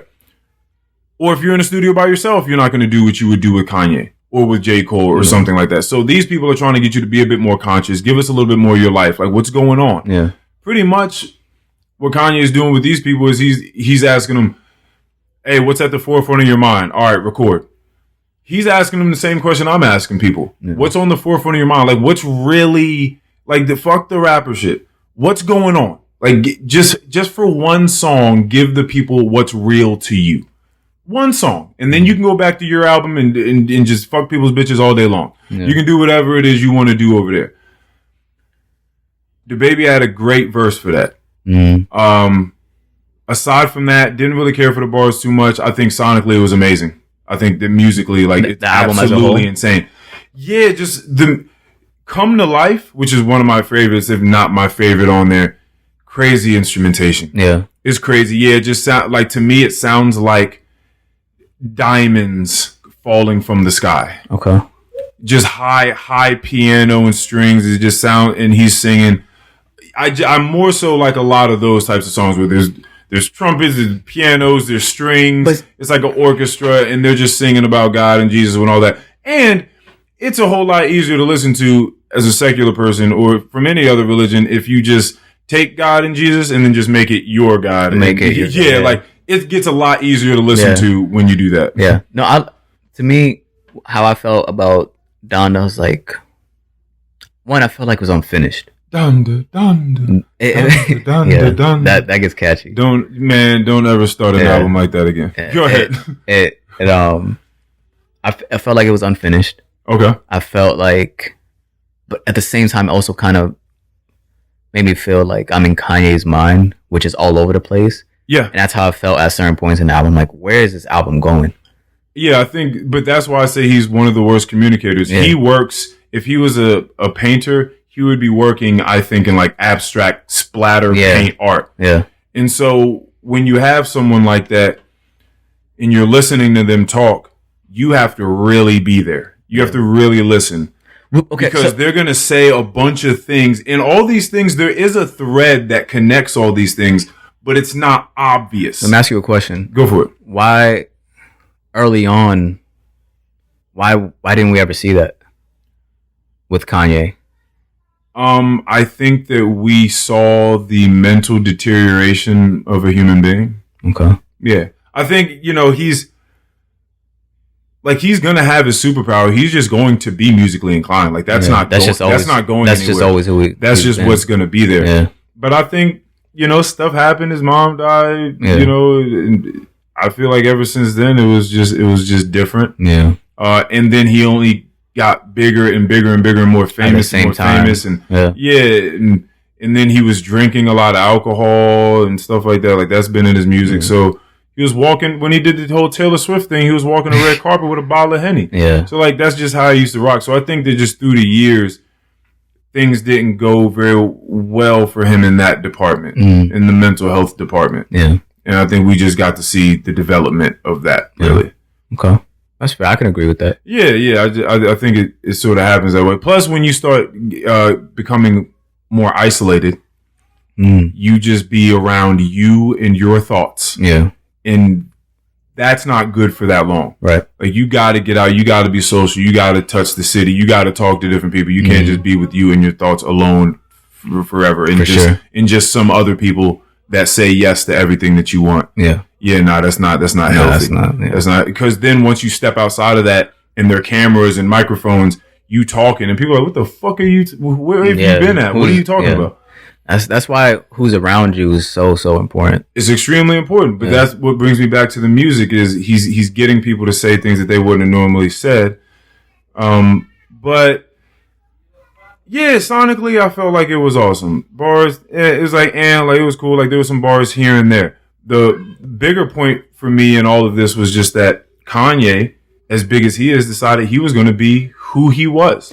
And always has. And he's like, listen, this is what I'm doing. This is my faith. This is what I believe in. I'm trying to speak truthfully through this. And this is what it's going to be. And so I think I'm just looking for the evolution. Hip hop is still new. Seeing Jay-Z get older and put out a 444 is awesome. Yeah. Seeing people get older and mature and try to give you game. He's talking to us about, cheating on Beyonce and his daughter and his heart breaking for the day that he has to have that conversation with his daughter about what happened between him and Beyonce. And he's talking to us about investing. He's talking about a bunch of, you know what I mean? He's talking about some big boy stuff. So I think I'm just looking for an evolution at a certain artist that I probably may not get. And that's okay. I'm trying to figure out what the fuck is going on with Future. I don't listen to him. Now that that's a whole different thing. That Future's a whole other, I feel like being in a relationship with Future is probably so draining. I don't even know why you would want. I can't listen to a feature of his without thinking that. You explain this to me because I don't listen to him. Yeah. How do you listen to Future and really like women? like them, as people? Because I can't. There's only but so much of the toxicity that you can really handle. But I feel him, man. Oh, see that, see, I knew this was gonna happen. But I feel him. Fuck these bitches. No, man. And so that's the thing. So you're going to it because you understand it. You can feel it. See, I can't understand that. But why can't you? But this is slightly telling. What? Because I don't have this relationship with when I'm just running around swinging my dick around like a lasso for the last 7 years.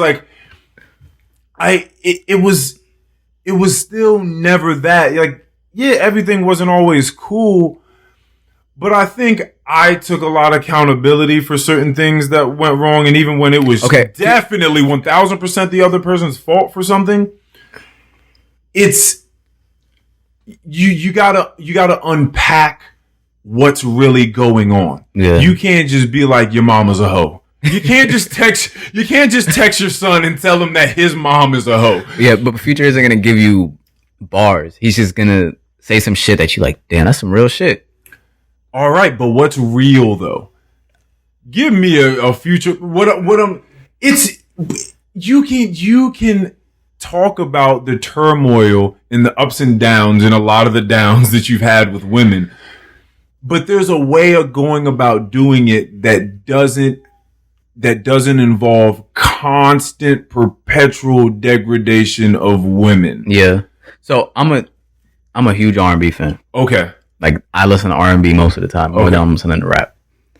And so when I come to listen to Future, and especially when he's doing his Hendrix stuff, okay, I get where he's trying to go with it. Okay. I get that, like, he, at the end of the day, this is all coming from hurt. Mm-hmm. Oh yeah, for sure. Right? Yeah. So R&B is just, there's a way they do it. It's okay. Right? It's easier to swallow and digest, right? Yes. When it comes to Future, he's just like, nah, fuck you, bitch. Like, well, so and you know what? So I get what he's trying to get at. People say, like, Kevin Samuels, is he still popping, by the way? Or did that come and go? I don't know. He's still doing his thing. He's still hot? Yeah.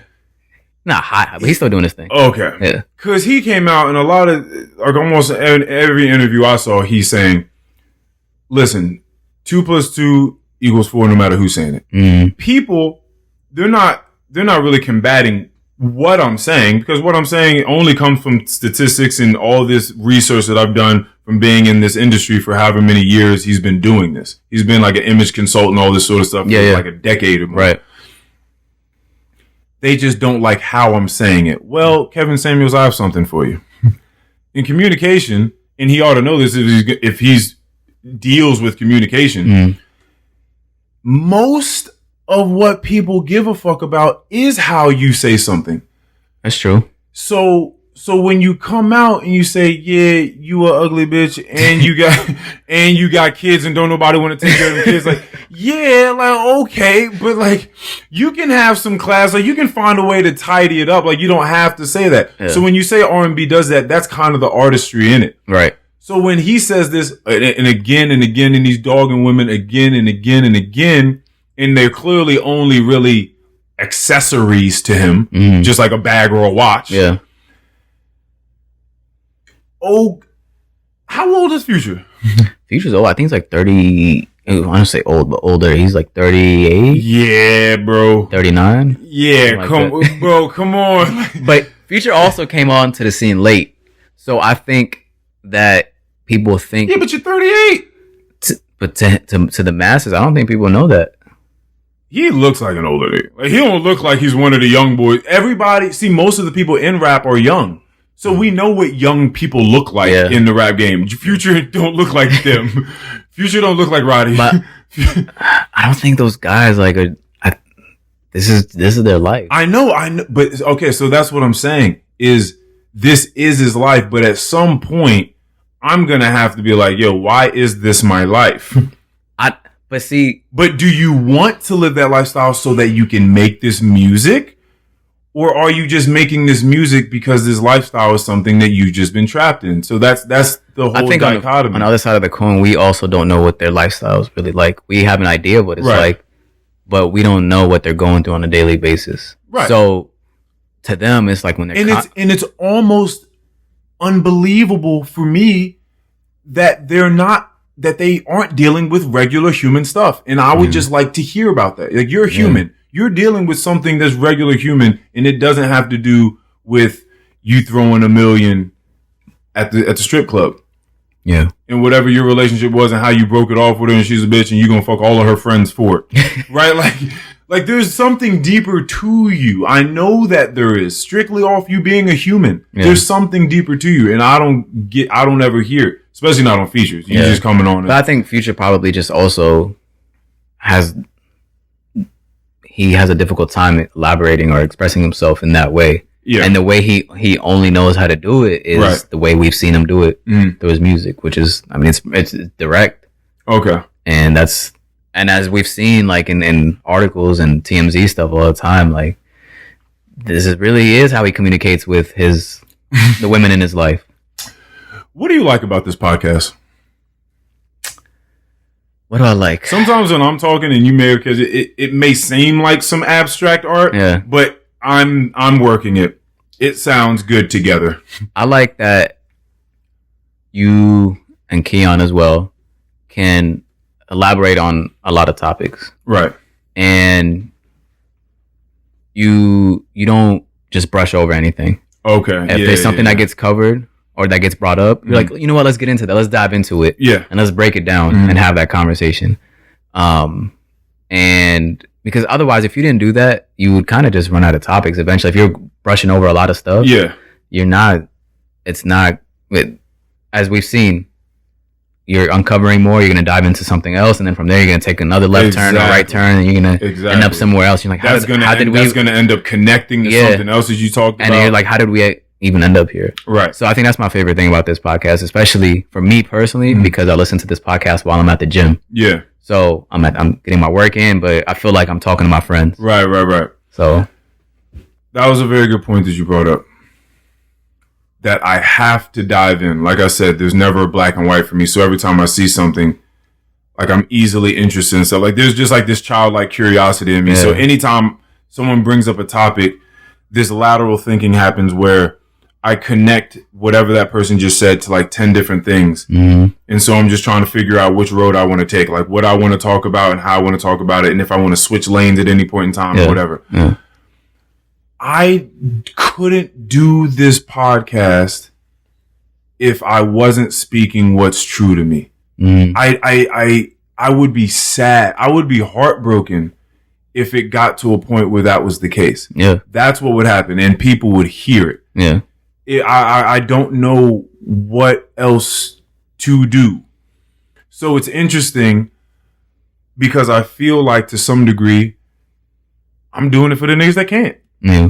Like I'm only speaking what's true to me or what intrigues me or what keeps me curious, what keeps me moving on this podcast. And I can't deal with anything outside of that. I've become so in tune with truth and wanting to just get a closer and closer relationship with truth. Yeah. And anytime there's an opportunity to lie, which the world gives you 1 million a day, the reason's never good enough for me. Like sometimes you think you might be trying to, even Drake said a line about this, something about I only lie to people I got to protect or something like that. I only lie to the ones I got to protect. Only tell lies to who I got to protect. Yeah, I'm telling you because it's about, well, sometimes I think that we fool ourselves into thinking that this lie is going to protect this person. And it may even be an error, but I err on the side of, I'm going to tell you the truth. Yeah. I'm just going to tell you the truth and we're going to let the cards fall where they may. Like that's just kind of what's going to happen here because I feel like truth is never wasted. And someone was asking me, I told you that through asking people to be on the podcast, one of the main things is, like, what do I talk about? Am I supposed to bring content? Like, what's going on?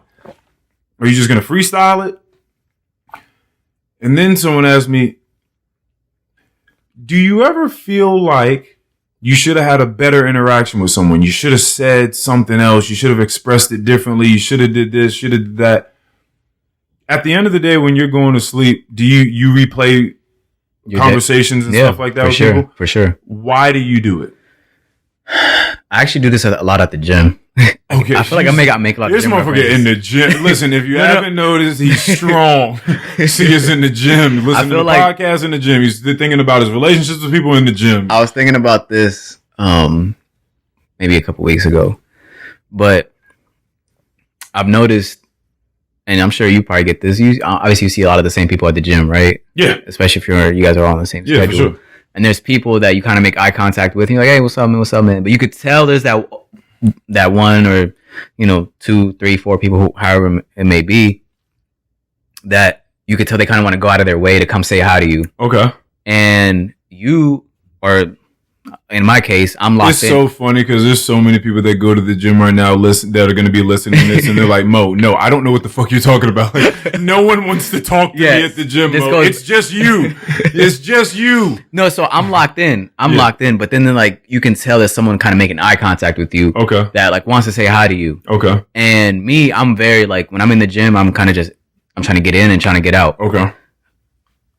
Usually end up in conversation with a few people in there that I know. Mm-hmm. But there's people in there that you feel like want to have a conversation, want to get to know you. Mm-hmm. And I feel like sometimes if I take those 2 minutes to kind of just like engage in conversation with that person, I think it would just make that situation, I want to say better, but just a representation of who I am. Okay. Better. That I'm not just brushing anyone off or anything like that. So lately I've made it more of a point to just go walk over there and like dap them up or say what's up, man, like how you doing, what you working on today, and just have like a quick conversation with them. Mm-hmm. Whereas in the past I've kind of just like, hey, what's up, man, like keep it moving, just because I'm trying to get my work in and I'm trying to keep it moving. So it kind of goes back to what I said, is just being a better person. I want to have a positive impact in someone's life, in any way possible. And just like when someone thinks of me, I want them to think something good of me. So like if all they're gonna take from me at the gym is that, hey man, this guy, I just know him from the gym, he says what's up, like that's it, and he asks how I am, like how my day, that may do wonders for someone. For sure. You know, 1000%. So if that's all that it does, cool. Like that, I'm happy with that. Yeah. So that's why, and from that gym example, that's why I do that. From a work example, obviously I want to make myself better. Okay. So sometimes I sit back and I'll think about what I said to my manager. I'm like, what the fuck was I saying? That was so stupid. Why did I say that? That's okay. But it's like, I learned something, and then now that I know where my mistake was or where I could have improved on, I'm like, okay, well, yeah, that was so stupid. I should have never said that. Right. But that's why I go through those like conversations again. And then I apply that, like I said, gym, work, personal relationships, family. Like you always, because I'm always in a constant state of wanting to be better, you're never going to be perfect, but there's always room for improvement. Right. So I asked you, where you do your best thinking, if you think about the relationships or the engagements you've had with people for the day. And I asked you why. Mm-hmm. Now, I think a lot of people would share that sentiment. That's why most people do it. They just want to look back and maybe try to clean up something that they did for the next time. Like, okay, you know what? That was stupid. I shouldn't have said that. Yeah. There's a certain anxiety that can come with that for certain people, because then you're just constantly thinking about the next conversation and what you're going to do and all this sort of stuff. And that's just wild. Yeah. I look back on it for analytical reasons, but it's never, why did I say this? What I was telling the person that asked me, do you ever think about what you should have said? I've worked myself to a place where my engagement and my relationship with truth, right? Like I've been trying to engage as much as possible, that I really wear my heart on my sleeve. Like this is who I am all the time. When I'm on here, these podcasts where people listen to, that's who I, like I got nothing. You see the socks. Yeah. Like I'm just, this is just who I am. Right. So I know that in engagements such as this one, this whole time I'm engaged, I'm present, I'm saying no lies at all about anything. Yeah.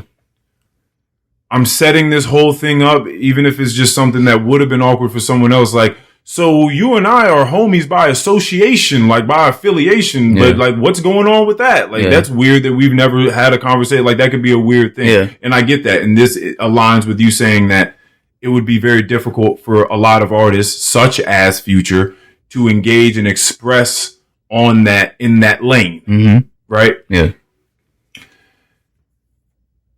I'm not afraid of what people think about. Like I don't care. Yeah. I genuinely don't care. Like as long as I'm being true to myself, I legitimately don't care. Yeah. It's really a gift. It's really awesome. I like really feel proud of myself. Like I don't give a fuck. Yeah, I really don't. And so once you get rid of that, then you can tell the truth a whole lot more. Right. Once you stop deluding yourself into thinking that you're rescuing people and saving people from the truth, you can tell a whole lot more. Yeah, absolutely. Once you clear your mind through practices such as exercise, meditation, whatever, now you have it at the forefront and you can articulate quicker, more fluidly. For sure. Right? With more clarity. So there just don't be reasons for me, because you're telling a lie because there's a fear there. You're fearful of something happening that you don't want no parts of. I'm not going to say I want the smoke, but I don't care about confrontation that way. Yeah. Confrontation to me is the same as us having a happy conversation, to be honest. Yeah. It's just because it doesn't have to be nothing crazy. Like, I'm never raising my voice or calling nobody out of their name. Like, that's not going to happen either. But for me, that sort of tension gives opportunity, I think. So when most people are like, nah, like, I'm just trying to keep the peace. I don't want to. That's Keon. Yeah. Keon's a peacekeeper. He said it on here a million times. Yeah. I just want to keep the peace. I don't want no problems. I don't want none of that. I'm like, nah, go ahead and bring it on. Because I only see opportunity in it. Yeah. Something can come out of this if it's done correctly. And I happen to have the tools to be able to do that correctly. Right. So on just all levels, I say all this to say that on all levels, I can only be truthful. That's just who I am. I can only just talk and express as truthfully and as fully as possible. You're also a very good speaker, and you can get off what you have to say very well. Yeah. So a lot of times there's people that can't do that.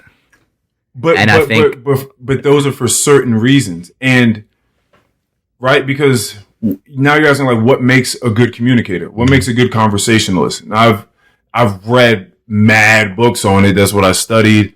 That's what I love. Yeah. It's just an innate ability as well as the skill and the research. But some of the things that get in the way of people expressing themselves the way they want to is the fear of telling the truth about themselves or about a situation. Yeah. Like, that stops people from expressing themselves as fluidly as they would like to all the time. That's one of the many things that stop people from being as expressive and as articulate as I am. That's one of it's many other things, but that's one of them. That's why I bring it up. That's why I bring it up. Yeah. That's all. No, that's a very interesting point. Yeah. Yeah. So, you know, and then you just have, you know, vocabulary, things to talk about, because you could just find yourself. I find myself, the more I read books. Mm-hmm. That's how that works. Yeah. That's works. Where I really. Because if you're just amongst your friends all day, you're only getting like a cycle of words. That's it. Like, they only know but a cycle of words. So I have this thing. So I have the dictionary app. Oh, right? Yeah, it gives you the word of the day, right? But then I also, it's kind of corny, but I have in my notes, I have a list of words that I'll select, like, out of those. Well, not out of those specifically, but just words that I've come across that I've never used. Okay. And I'll put them in my notes app. I'll put their definition, and then just slowly start incorporating them into my everyday life. What's the newest one? What you got? My newest one.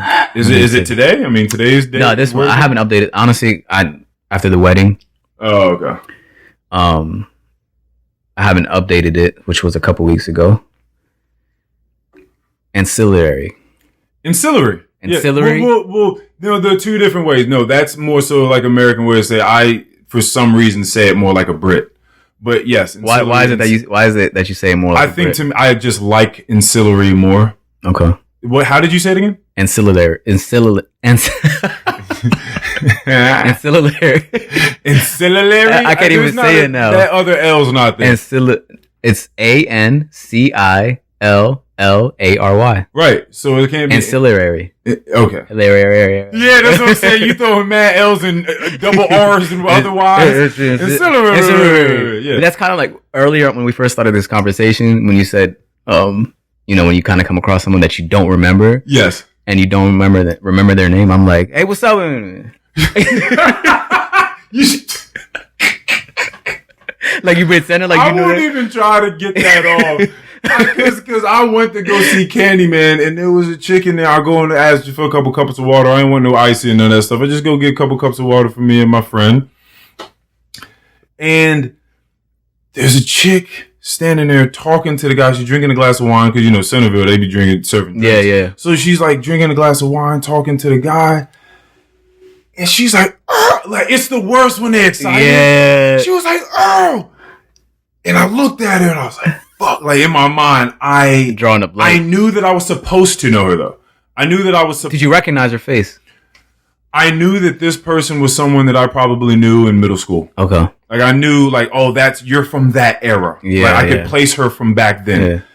But I had I didn't have a name. So I was like, oh shit, that's crazy that you're here right now. Like, yo, what's up? And I came over and like gave him a hug. And then they looked at my friend I was with and they were like, oh, hey, I'm so-and-so. And then I was like, okay, cool. So I didn't have to, I didn't have to do it. They introduced themselves. But I still didn't, even with the name, I didn't know where I knew them from in the slightest. Yeah. And then I go in I go in the theater and I sit down and like the trailers are playing, or maybe we're just sitting there waiting for the trailers to start. And it hits me. I'm like, oh, I know who that person was. We weren't close, but I dated their sister. Wow. If I had known who the person was 10 minutes ago, that would have been a much better conversation. Mm-hmm. Like, I would have had some other things to say than just, oh, that's crazy. Oh, and then give him a hug and then saying nothing else. I just kind of like got my water and left. So there could have been hey, how's your sister doing? Hey, what's going on? So did you see them on the way out? Nah, I never saw him again. Yeah, I was going to say, on the way out, you could have been like, hey, what's up? Yeah. You know? Yeah, so no. Or just, hey, that movie was crazy. But just to let them know that you know their name. Yeah. Just to make it a point. Yeah, just to bring it back. Yeah, for sure. Because I am into that too. I just want to make sure that every time I leave someone, they're in good spirits. Yeah. So that their conception of me is feel good. Yeah. Like when I don't necessarily remember everything I talked to Earl about, but I just know that I feel good when I'm around him. I know that. Yeah. And that's what sticks around with people anyway. Yeah, exactly. And something I do or make a practice of or make it a point to do is always, actually it usually happens pretty naturally, but always bringing up like small tidbits that happened in prior conversations. And then bringing them in. I just happen to have a fire-ass memory. That's good. Yeah. That's good. And then bring it in. Because then people are like, oh, shit. Yeah. You remember that my fucking aunt had a clubbed foot and she was going and it's the most weirdest random stuff that you remember. Yeah. Yeah, no, those are the coolest things to pull something out of. Yeah. Like what people don't worry about the details as much as they should. Mm. But the devil's in the details. Facts. Right? That's really where the prime time sort of content is. That's where the gold is, but people be skimming over details. Yeah. So when you say that I'm always unpacking things, that's what it is to me. Yeah. Like I always see the details. I mean, that's honestly what that's what is always my biggest takeaway whenever like especially when we used to always be at Mikey's crib. Yeah. It'd be 2 a.m. and you guys are having a whole ass debate about something that started at 12:30. But it's because you guys have gotten into so many specifics. Yeah, for sure. That you've lost me. Yeah. Because I'm like, it's already late, bro. I'm trying to go to see this too much. But those you guys, are never, But you guys like fun, iron out everything. Yeah. I'm cool with this, just not at 2 a.m. Yeah.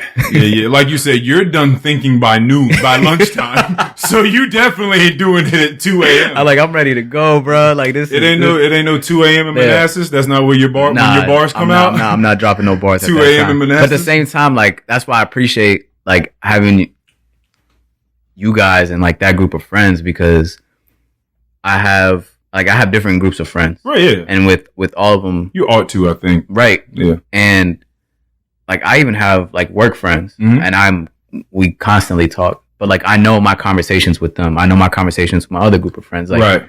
And so with you guys, I know what I'm gonna get. I'm gonna get debates about the most interesting topics. Yeah. And we got RJ thinking, he can do everything. Yes. So he said he's gonna run for mayor. I was like, what's your campaign? Like, what are you selling us? He was like, first thing we're gonna do is we're gonna widen Sudley. We're gonna widen it. We're gonna get another lane on Sudley, stop that Hey. But he just came up off the top and I was RJ would be the Black Trump. He's just gonna sell you the dream. I think that's what he said too. We're gonna kill them all. Yeah, like just make it. It's like, all right, cool. He said something. He was like, "We're gonna link up with Hard Grind." You only know if you live in Manassas. Oh man, but that was fucking hilarious. Oh my god. Yeah, but no, but I get it. No, we do have an eclectic, dynamic group of friends. Like no one, they're clearly shared interests, but there's so many different. And everyone brings, it's like it's like a misfit. Like everyone brings something to the table, right? That can contribute to this conversation, but just in a different way. And that's why I think those conversations always last so long. Yeah. But just to wrap all this up, because I just went off on like my sort of podcaster rant of this is what makes a good conversationalist. Well, some of the things that make a good conversationalist. The art of conversation. And the art of conversation, the art of staying present, keeping people engaged, and staying truthful to your words. And can I ask you a question real quick? Fuck yeah. Oh, I got it there. How long are your average first dates? How long am I How long do they usually last? That's funny. Well, because one, I wish we had the statistics of. Does that include going back and having sex with the person? No. Okay, so you're just talking about like the main course, just like the main course. Yeah. Okay. You put it that way, I probably like. I don't know what's no. I feel like it's no. You go out to dinner. You go to. I don't have to. I tell you what, because I know what you're looking for. It is a lot of talking. It is. Yeah, I know that for. But see, my favorite thing to do, man. I know people feel like dating can be draining for people. They not me though. Yeah, dating is such a fun thing. You meet so many different interesting people, and I've learned so much from all the women I've been on dates with. Like, they all bring something new, like a music artist or a comedian or just some knowledge. They all bring something that I wasn't up on before. But my favorite thing to do on dates is talk to women about other dates they've been on. It's my favorite thing to do because dudes are goofs. Yeah. Dudes are goofs and creeps and weirdos. Yeah. And they don't know how to play the game. Matter of fact, oh my God, I'm so glad I said play the game. You tell me how you feel about this. Man just hit me up the other day. It's one of my mans back from the motherland too. He's from Congo. Okay, my peoples. Yeah, he been from the Congo. He went through Uganda for a while. He came over here. He's probably been in the States for like 8 years, 9 years, something like that. Anyway, super cool. I fucking love this dude and his whole family. They're like the best people I've ever met in my life. Yeah. They're just all solid. I don't even know how you make a family like that. Like, they just all good people. I fucking love them. Yeah. Comes to me, he's like, hey man, listen, I know I'm going to come to you because I know that you're going to give me an unbiased opinion. One, I love that. Yeah. That people look at me that way. Yeah. So sure. I'm like, all right, sure. Like, shoot, go for it. Long story short, he's got a friend. They frequent the same place, big church.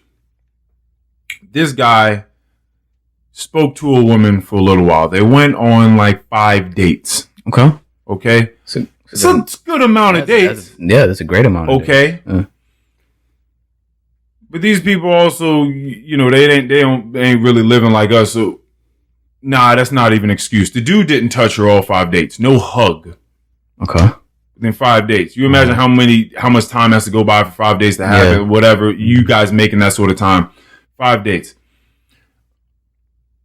He is like, he's kind of head over heels. Okay? This is not my friend. This is just some guy. Yeah. Right? His friend. Yeah.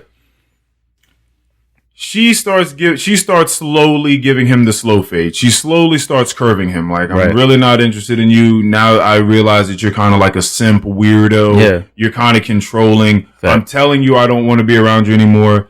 And when we're out in functions with mad people, you be trying to cuff me. Yeah. Like, you be around me too much, like in my proximity.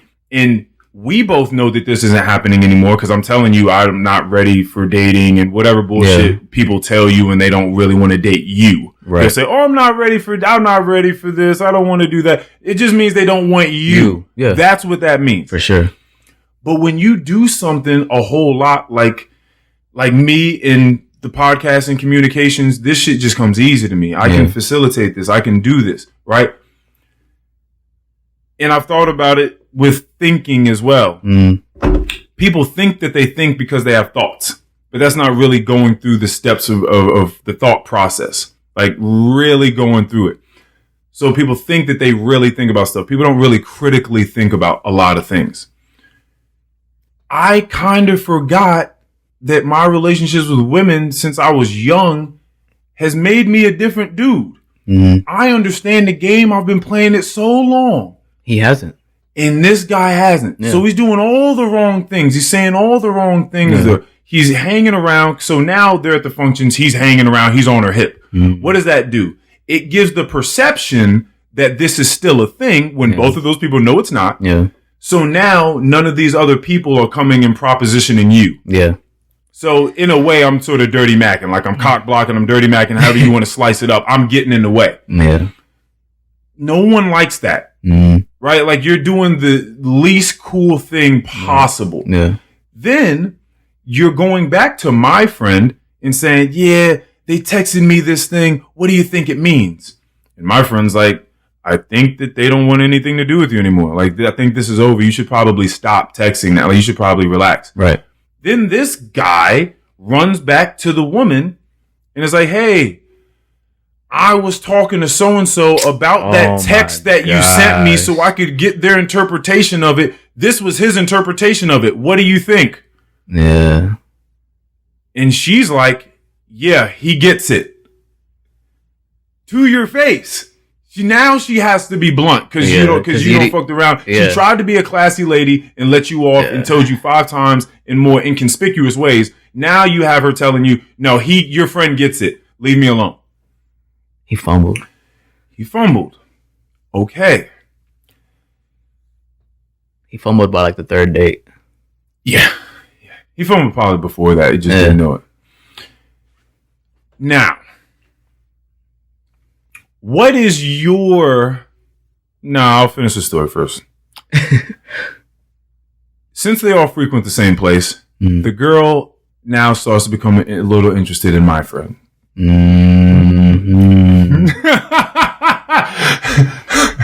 It goes like that sometimes. Yeah. Right.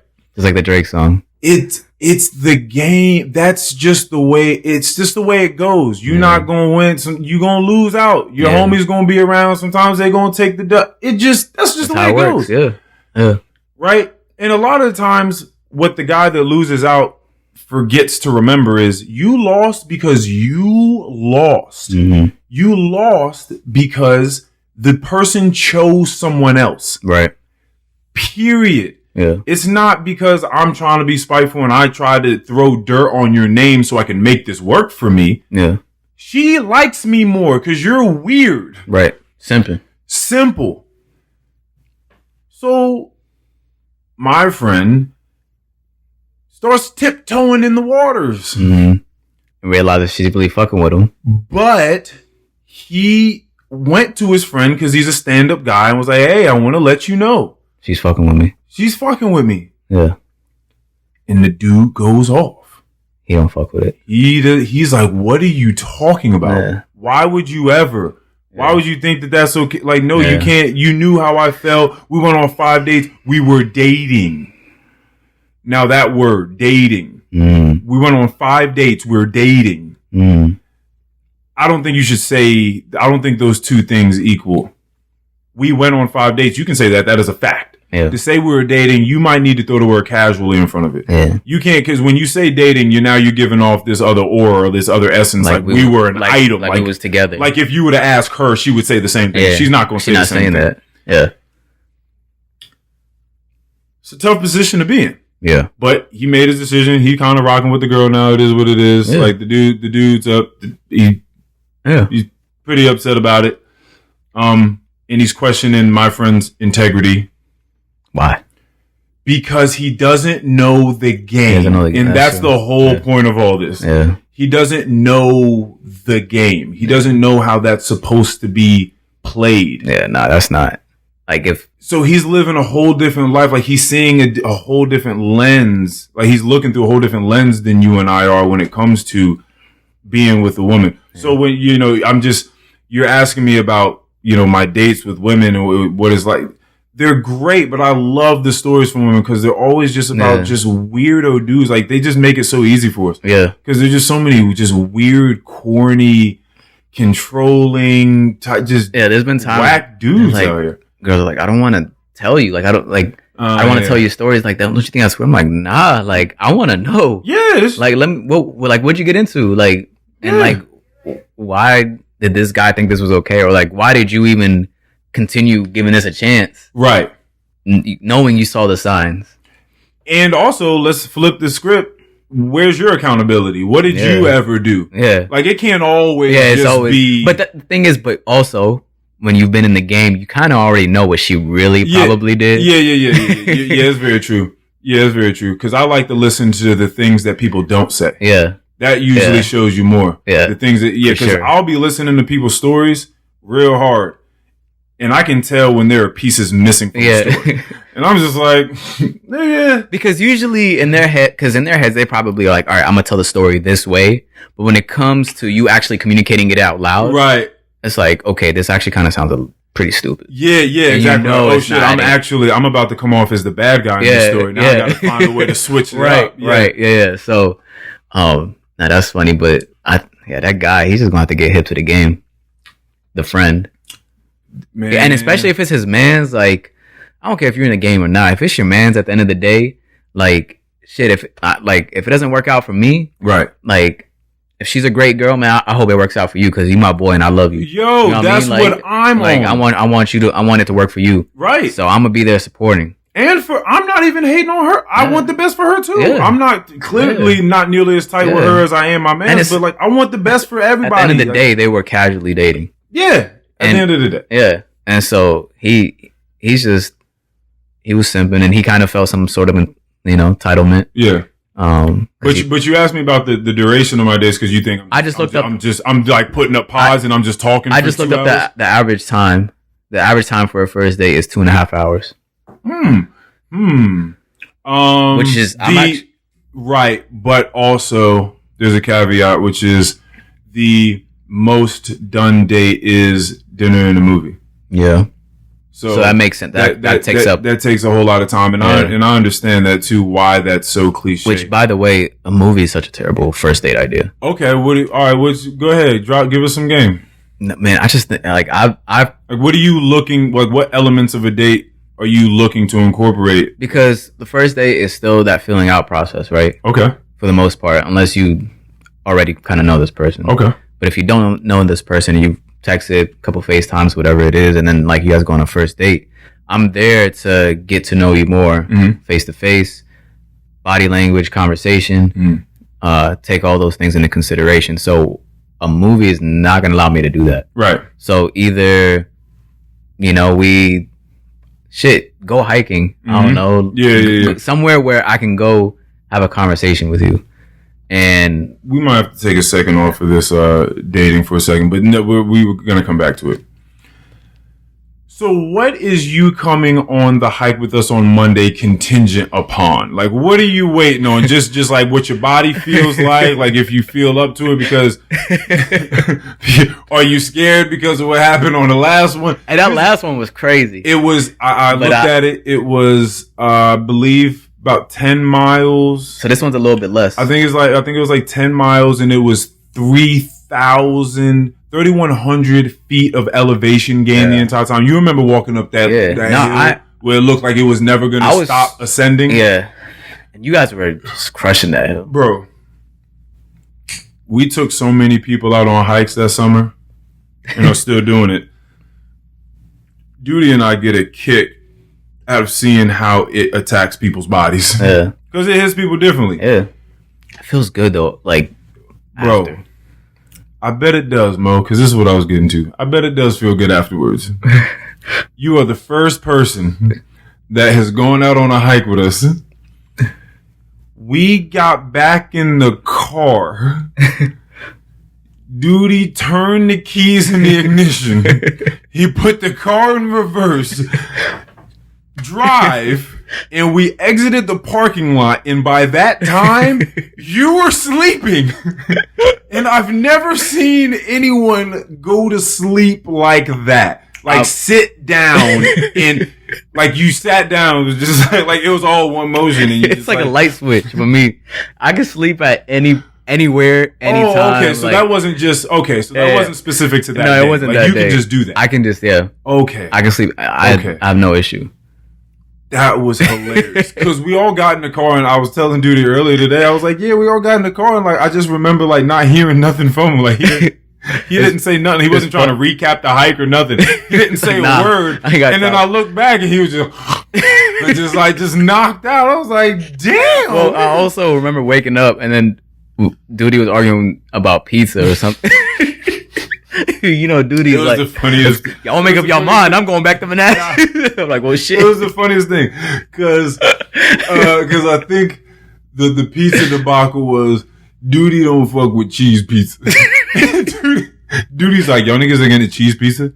Like, what do you like? For what? Like, why would anyone purchase a cheese pizza? Yeah. Like, there are no toppings. We're like, well, the topping is cheese. He's just like, I'm not paying. Yeah. If y'all are getting the cheese pizza, just deduct that from what money I'm putting in. I'm not ever in my life putting money towards a cheese pizza. That's ridiculous to me. So that was the pizza debacle in the car. But I was just trying to get home. I didn't care. Yeah, no, I think I just got home and I ate whatever was at home. All right, so you're just trying to figure out what you feel like. This so far, it's me, RJ's rocking, Duty's rocking. So no, I have both of Mikey's sisters rocking. Yeah. Austin's on ice. You're on ice. Yeah. Yeah. Yeah. So no, unfortunately, I think I might have some work to do. Oh, that's why. Okay. Yeah. Busy man. What? So I started this job a few months ago, and first few months you want to have a good impression. A good impression, yeah. Yeah. So there's some stuff that I want to. It's Labor Day, but I want to get it done. So that's the thing. So working on Labor Day. Yeah, man. Okay. Ironic. The dates. I understand the movie and the. So the thing is this, you want to be able to understand what it's like when you're the focal point, when you and the person you're on a date with are the focal point of the night. Mm. How can we interact with one another if we're just sitting, there's a table in between us and we're just looking at each other? A lot of times it breaks down for him. And then again, I've talked to mad women about this. Yeah. Conversations breaks down. People don't know where to go, what to talk about. People start pulling up phones and just scrolling through Twitter and Instagram, which is mad cringe. That's weird to me. Yeah. I've never had that happen on a date, but it happens to people. You have to be able to figure out how you guys can entertain each other. Mm-hmm. How are we going to converse? What does that look like? Do we have rhythm? Mm-hmm. Do we have any sort of chemistry? The movie part of it is how do we occupy the same space when we're not the focal point?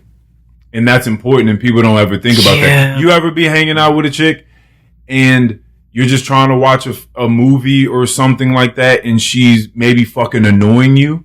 Yeah. Maybe she's asking too many questions about what's going on. And you're like, well, if you just pay attention, listen, let's just talk afterwards. Just like write it down. Like we'll just talk about it afterwards. Or they want, I've seen this. I haven't really dealt with too much of this, but I've seen this. They want, like, cuddle me, like, yeah, touch me, like, let me put my legs up here, like, let me do this. Yeah. And you don't want to do that. Yeah. There is a space where two people have to understand how they're going to occupy it together when it's not necessarily about you two.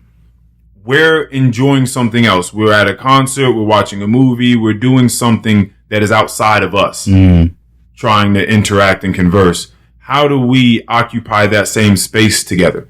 Can we be around each other and just be cool? Or am I taking you out somewhere and you just, every step I take, everywhere I go, you got to be right there with me? Yeah. Because that's telling. Yeah. That's just like old boy I was just talking about in the story. Yeah. So like these are small things. Maybe people aren't really thinking about it on the level that I am. Maybe that's a little bit too analytical. But that is a function of dinner and a movie. But what does the movie do? I mean, that's not, like, what do you get after that movie, right? So let's say it could spawn conversation. I mean, I guess, but I just feel like it's. But again, there's also touch barrier. Like, okay, now we're in the movies. Are we gonna break the touch barrier? because we're in a movie situation?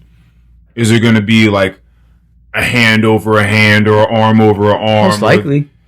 Well, like, how does that go? All these things, like, people kind of care about, and you're not getting that off as you're having dinner with someone. Yeah. I mean, I guess it worked. I guess I see what you're saying. For me, I'm not about it. Yeah. I try to find way more creative, thoughtful things. Like, we could do a movies just maybe the third, fourth time around. Okay. Just like, yo, let's go watch a movie. Yeah. At that point, because like, we fuck with each other. Yeah. Like, we can just go. But I don't want to sit on my first date in a movie theater. Okay. Yeah. No. Okay. I get that. Yeah. But you asking me. Okay. So the duration. Like, what is going on? What is going on a date with Mo? Not necessarily even the activity, but in conversation. Is there anything you feel like you have to cover? Something you have to ask? Any go-to? Anything like that at all that you want to know? I'd like to know how her relationship is with her family.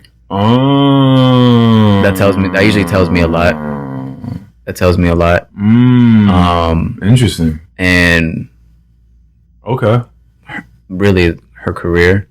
Okay, now go ahead. Talk your shit. Tell me why. And then usually why her last relationship ended. Okay, those usually are my three. Like, what are you looking for?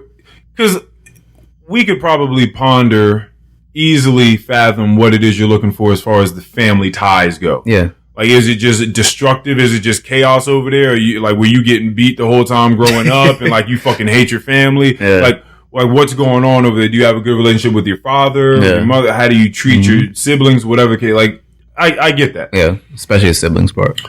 Okay. Especially in the siblings. But what are you looking for in the career department? If you're asking a woman about a career, what are you asking her? It shows me a sense of discipline. It shows me what she's striving to do and what she gets up and looks to accomplish on a daily basis. Right. Because it's like I'm someone that's very passionate about my career and what I want to accomplish out of life. Waking up in the morning thinking about how you can I have my goals. So obviously this person that I'm on a date with, I'm looking for that person to be for us to be in conjunction, right? For us to be, it's got to be cooperative. Yeah, like not necessarily we have to be working towards the same goals, but we both have our own goals that we want to work towards.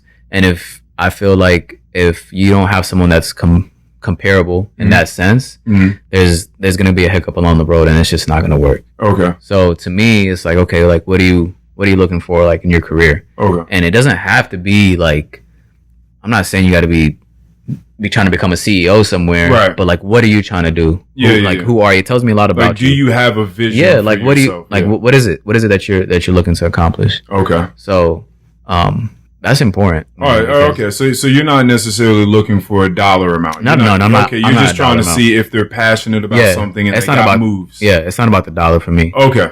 Yeah. Okay. Even though, I mean, that's a whole other can of worms. I just had to clear that up because if you just say career on its own, people are like, oh, he's trying to make sure that she's getting to the bag like he's getting to the bag. No. Okay. Yeah. And then the last thing you said was why her last relationship ended. Yeah. Right. Because like you said, the things that she does say, especially the things she doesn't say, is going to give you a decent understanding of what really took place. Yeah.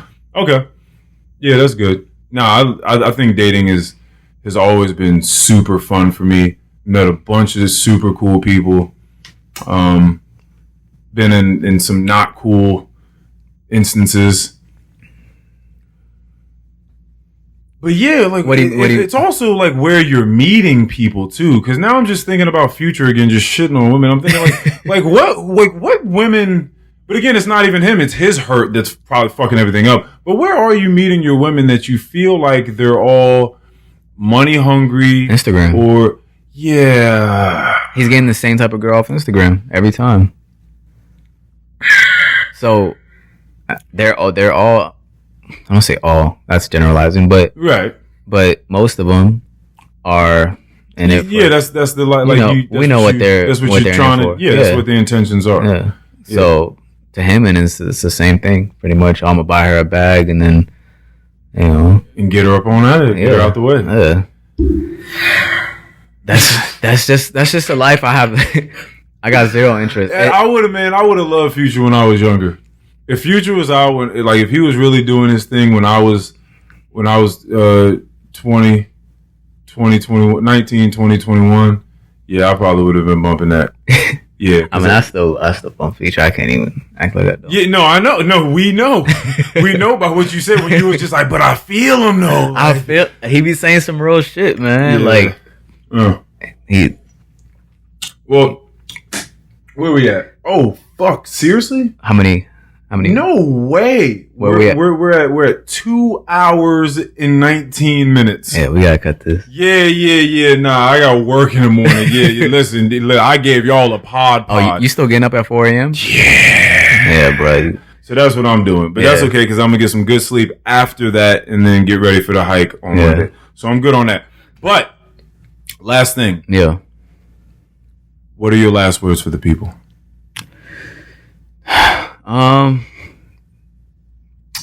Just, man, for the people. Yeah, man, it could be a summation of, what you feel like people need to be looking out for when it comes to dating. It could be just about being truthful. It could be a summation of music and what that is, and to engage on it on your own terms and no one else's. It could be about anything that we spoke about. None of this shit at all. It could just be anything. What would you like to leave the people? I guess I would say, take it one day at a time, and that's the simplest way I could put it. Don't get too far ahead of yourself. Yeah, take it one day at a time. Appreciate what you have in front of you, and appreciate the people around you, and keep those things at the forefront on a daily basis. And you'll appreciate the small things in life a lot more, and ultimately find yourself or getting to the bigger things that you've always wanted to accomplish in a much clearer thought process along the way. Yeah, I agree with that. I think for me, for any this really needs to ring off, because I don't think I've said this on here before. You're dating someone, or you're in the mix with someone, whatever it is your relationship is with that other person that you be around. For whoever is the more jealous person, or whoever is the person that's usually bringing up why is so-and-so talking to you this way? Or, I think so-and-so's trying to fuck you. All that sort of conversation? For the person that is getting that admiration from other people, understand that those people don't actually know you. Okay. Yeah, I like that. I started taking that with a grain of salt when people start throwing admiration your way, and girl be like, yo, like, you really be around so-and-so like this? Like, that they like you. That they... And so what? Yeah. They don't know me. Yeah. They don't like me. Yeah. They like an idea of me. Yeah. So when you with someone, this is my real last words. When you with someone... Because you're saying stick around the people that you around. Yeah. Because, some other people could be around, but they not. Right. The people you with is the people you with. Facts. You gotta give appreciation and respect for that. So if you with someone, know that person knows you. Facts. And they fuck with you still. Yeah. You gotta salute that. That's why you fuck with that person. 100%. Because every now and again you start getting out of your mind, and you start looking at the fat booties and the gym and they be out. Yeah. No, they be there. Man, they be out. Yeah. And you thinking, man, like, what would it be like? Yeah. Like, I might be able to finesse this. Yeah. But the whole thing is, that person does not know you. They fuck with an idea of you. Yeah. The person you with fuck with you. Yeah, and that's what. And so you gotta come back home. That's not something that you want to lose. It's really not. Yeah, it's really not. Yeah. So you want to everybody come back home. Yeah. come back home. Yeah. Stop rolling them dice.